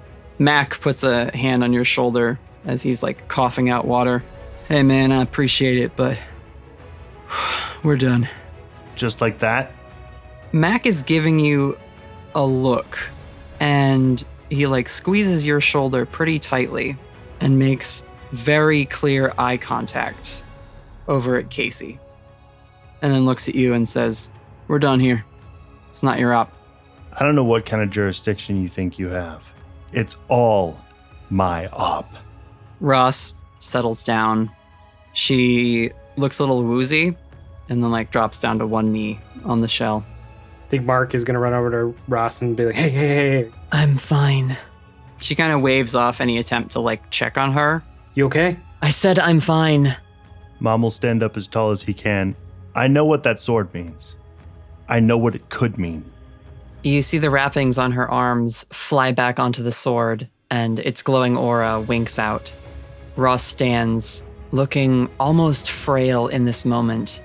The weight of that sword seems like it weighs what it should for the first time on her frame. This thing is just a curse.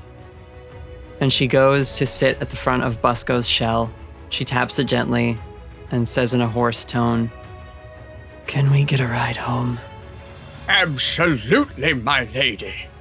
Rest now. You've all done very well this night. and the beast of Busco turns and starts to head back towards shore. To answer your question, what kind of creature is the Tuatha De Danann? Ross is possessed by a ghost of one of these ancient warriors who were the legendary enemies of the giants and Fomorians. Mom will sort of walk over, dangle his feet over the edge of the shell that's closest to where Ross laid down. I know something about curses.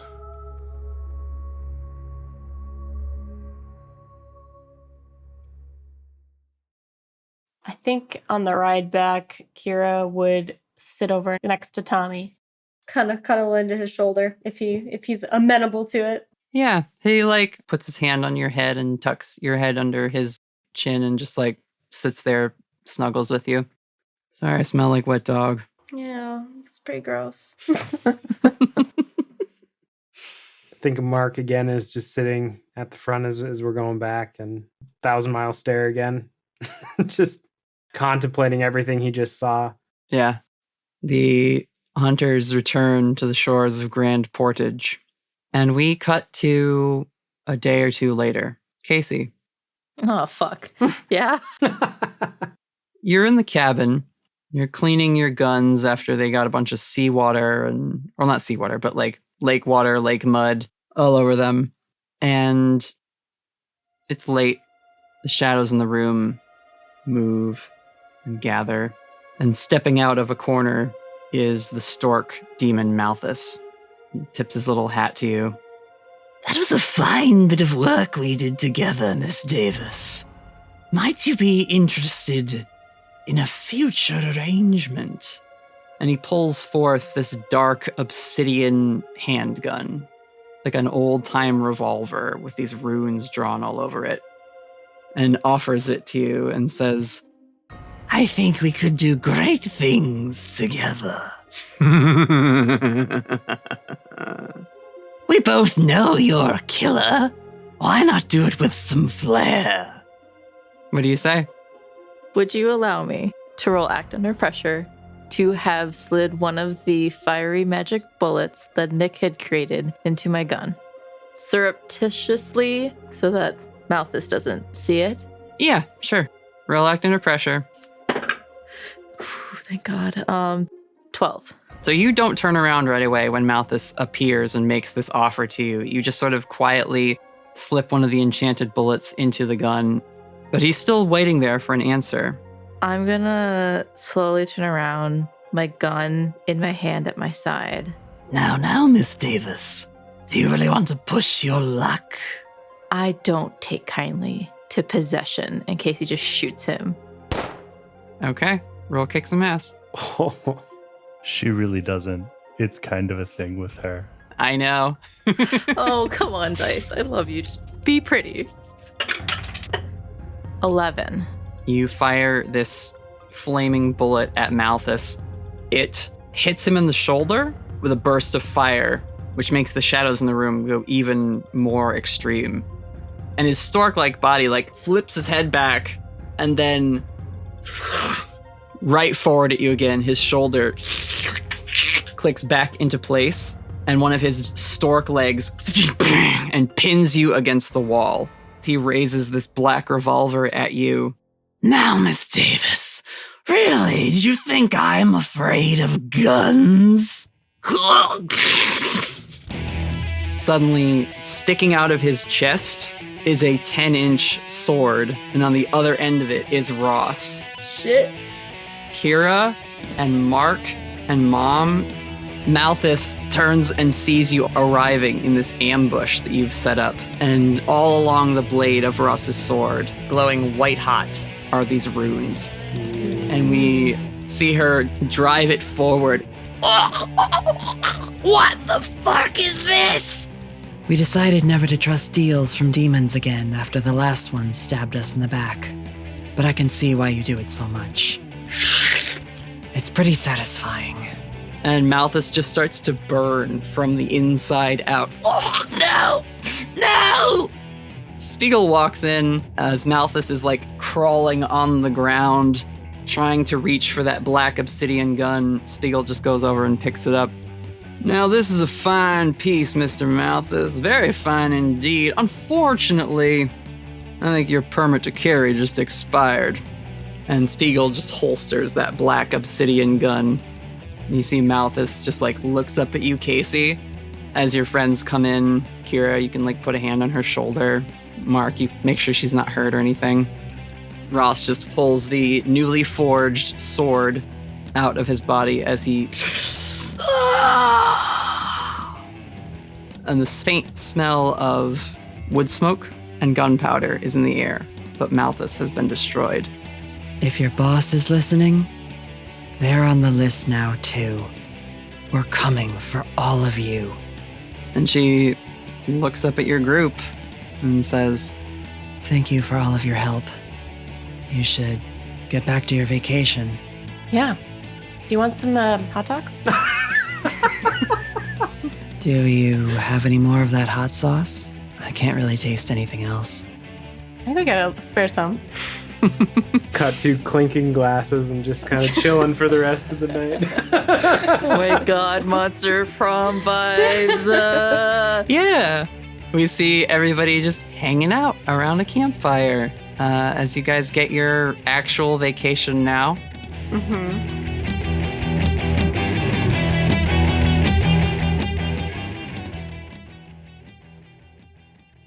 Ross and Spiegel don't really stick around more than like that evening. You guys had gone and with Beast of Busco retrieved the tools at a later date. But Mac saw Casey make the shot and knew something was up. So he wanted to let Malthus think they had won, since the demon they dealt with in Florida had already tried to screw them out of being able to create this demon-killing weapon. Fortunately, Agents Ross and Spiegel have a contact within the FAE, an Agent Merog, who is of giant descent, and so she was able to perform this reforging in secret now that she possesses Baelor's tools. What's the likelihood of getting one of their numbers? For ears reasons. Who do you ask? I'll do Mac. I run better with those types. Sure. What do you say? They're like shaking hands with Mom and like saying farewells as they're like getting ready to go. Hoping not to run into you again, but if the case arises, then Casey gives them her business card. Mac Takes the card, thumbs it into his wallet, and pulls out one that says Senior Agent Max Spiegel, Beastie Agency. And he says, "You're ever in Portland, look us up sometime." I'll try. We've got our hands full in Minneapolis. I can see that. Maybe I'll be ordered for another vacation. I wanted Mark to say one thing as they just kind of disappear out of sight, telepathically or whatever. He goes, "Take care of yourself, Ross." Mark Clayton, you have a girlfriend. It's just there, that moment on the front of the boat. There was A moment, A moment. When you recognize something in somebody. seeing some spirit shit happening with her. Oh, man. If you say that to Ross, either as they're saying goodbye to everyone else or beforehand, and you just like telepathically think it to her, Yep. she doesn't respond vocally. She just kind of gives you a look, grins, and then looks over at Mac and then back at you, and she says, I've already got a partner, kid. Save those eyes for someone else. And with that, Mark nods and Telepathically connects with Theo? Telepathically connect with Theo to be like, "Oh my god, I'm so sorry. I think I accidentally flirted with somebody else." No. Mark is a good boy. do you guys want to have any like more sweet friend moments? You could also tell Casey she's not actually a murderer. You're not a murderer, Casey. Sure I am. I mean, yeah, you are, but I do think when everything is sort of settled and, we've dealt with the demon and everything's set as everybody's setting up for the barbecue or cookout or whatever the fuck, Mom is going to just sort of heft his suspenders over his shoulders and check all of his equipment, kind of look out at everybody and make as if to leave. What? They don't have vacation time in the invisible family? You know what he's going to say. Excuse me? Relax. Do nothing. I'm sure Dad and Uncle have Minneapolis covered. Nick comes over behind Casey, gives her shoulder a little nudge, and says, I mean, if an amateur like me can do it, it shouldn't be that hard for you. Plus, we've got a lot to catch up on. We've been to the hallway and back. Yeah, probably the next mission. Mark raises his eyebrows. All right, you want to talk shop? He's going to take a couple steps back and point at Nick and be like, I'm going to find out where you learned how to do magic. He just shrugs and says, buy me a drink first. Turns around and goes back to the grill. I do think at one point Kira would try to take Tommy aside. Mm-hmm. Yeah, he's willing. Oh, is he? No, I think she would say, you know, I was thinking about what you were saying the other day. Taking time off, vacation, it's not something that I'm good at. But I'd like to get better. Could use your help with that. He gives a little smile, tussles her hair a bit, and says, well, can't learn from mistakes. You can't ever grow. I'd like to keep growing with you, Kira Ashwood. Challenge accepted. Fucking pan to the fireplace. We will pan away as he pulls you in for a kiss.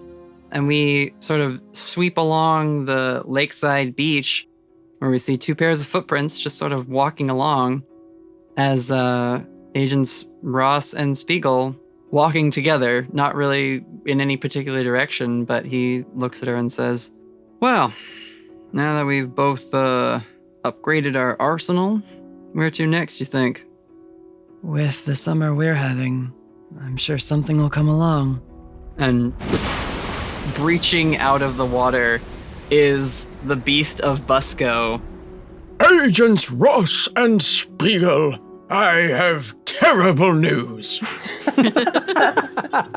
And the two agents just stand there, a little in shock that this turtle spirit is back. And there is a little lightish blue color in the water, followed by a strange echoing sound. And then also breaching from the water is this eel snake-like sea serpent. These big eyes and sort of just a slick, scaly serpentine body, which regards the two of them. And Busco says, I am grateful for your help defeating the threat of Baylor and his group. However, this is Chessie. the little, sea serpent is just like, There are a large number of demons gathering in Chesapeake Bay, near Jupiter's Hollow. They are too much despite Chessie's efforts, and she cannot defeat them by herself. Will you help? And Spiegel looks at Ross and says, man, it's gonna take a while for us to get back to the East Coast. No need, Max Spiegel. Chessie can take you there right now. Last I checked, lakes weren't exactly tied to the Atlantic. Ross is just starting to make her way into the water and looks back over her shoulder and says, She's like Whitaker's friend, Mac. And she tightens the strap on her sword and just walks out into the waves to stand near the sea serpent. Spiegel just scratches the back of his head. Damn, that just dried off. He closes his coat, cinches it at the waist, and follows her out into the waves. And as the two agents walk out, eventually they dive under the water's surface as Chessie also follows, slips beneath, and Busco retreats from the shore. We see that blue flash a little ways out off the shoreline. And that is where we'll end our session. Yay! Good job! We did it. Wow, gang! We did it! So I want to say, whatever your job is, you should quit it and become a voice actor instead. Yeah, 100%. Holy shit. That was some good shit. Thank you so much, guys. Please plug your stuff because you're my guests and this is how we'll outro the actual episode. Go, Johnny! So you can follow us. We are the Monsters Playbook. We are an actual play podcast in the Monster of the Week universe, just as you are. We are really finding our footing here. We are really loving talking to people and connecting on the internet as we have been. We are on Facebook at Monsters Playbook. We are on Instagram at Monsters Playbook. We are on Twitter at Monster Playbook because of character limit. We're emailable at monstersplaybook@gmail.com. We are on web 1.0 at monstersplaybook.com. And then we're on podcasts. Yeah. Anywhere you listen. You can join in and follow along with Kira and Mark and Casey and others. Check it out. The episode's been great so far, so please go give them some love, everybody. Right back at you, Natalie. Take care, adventurers. Thanks once again for joining us for this expanded universe series. I'll see you in the finale.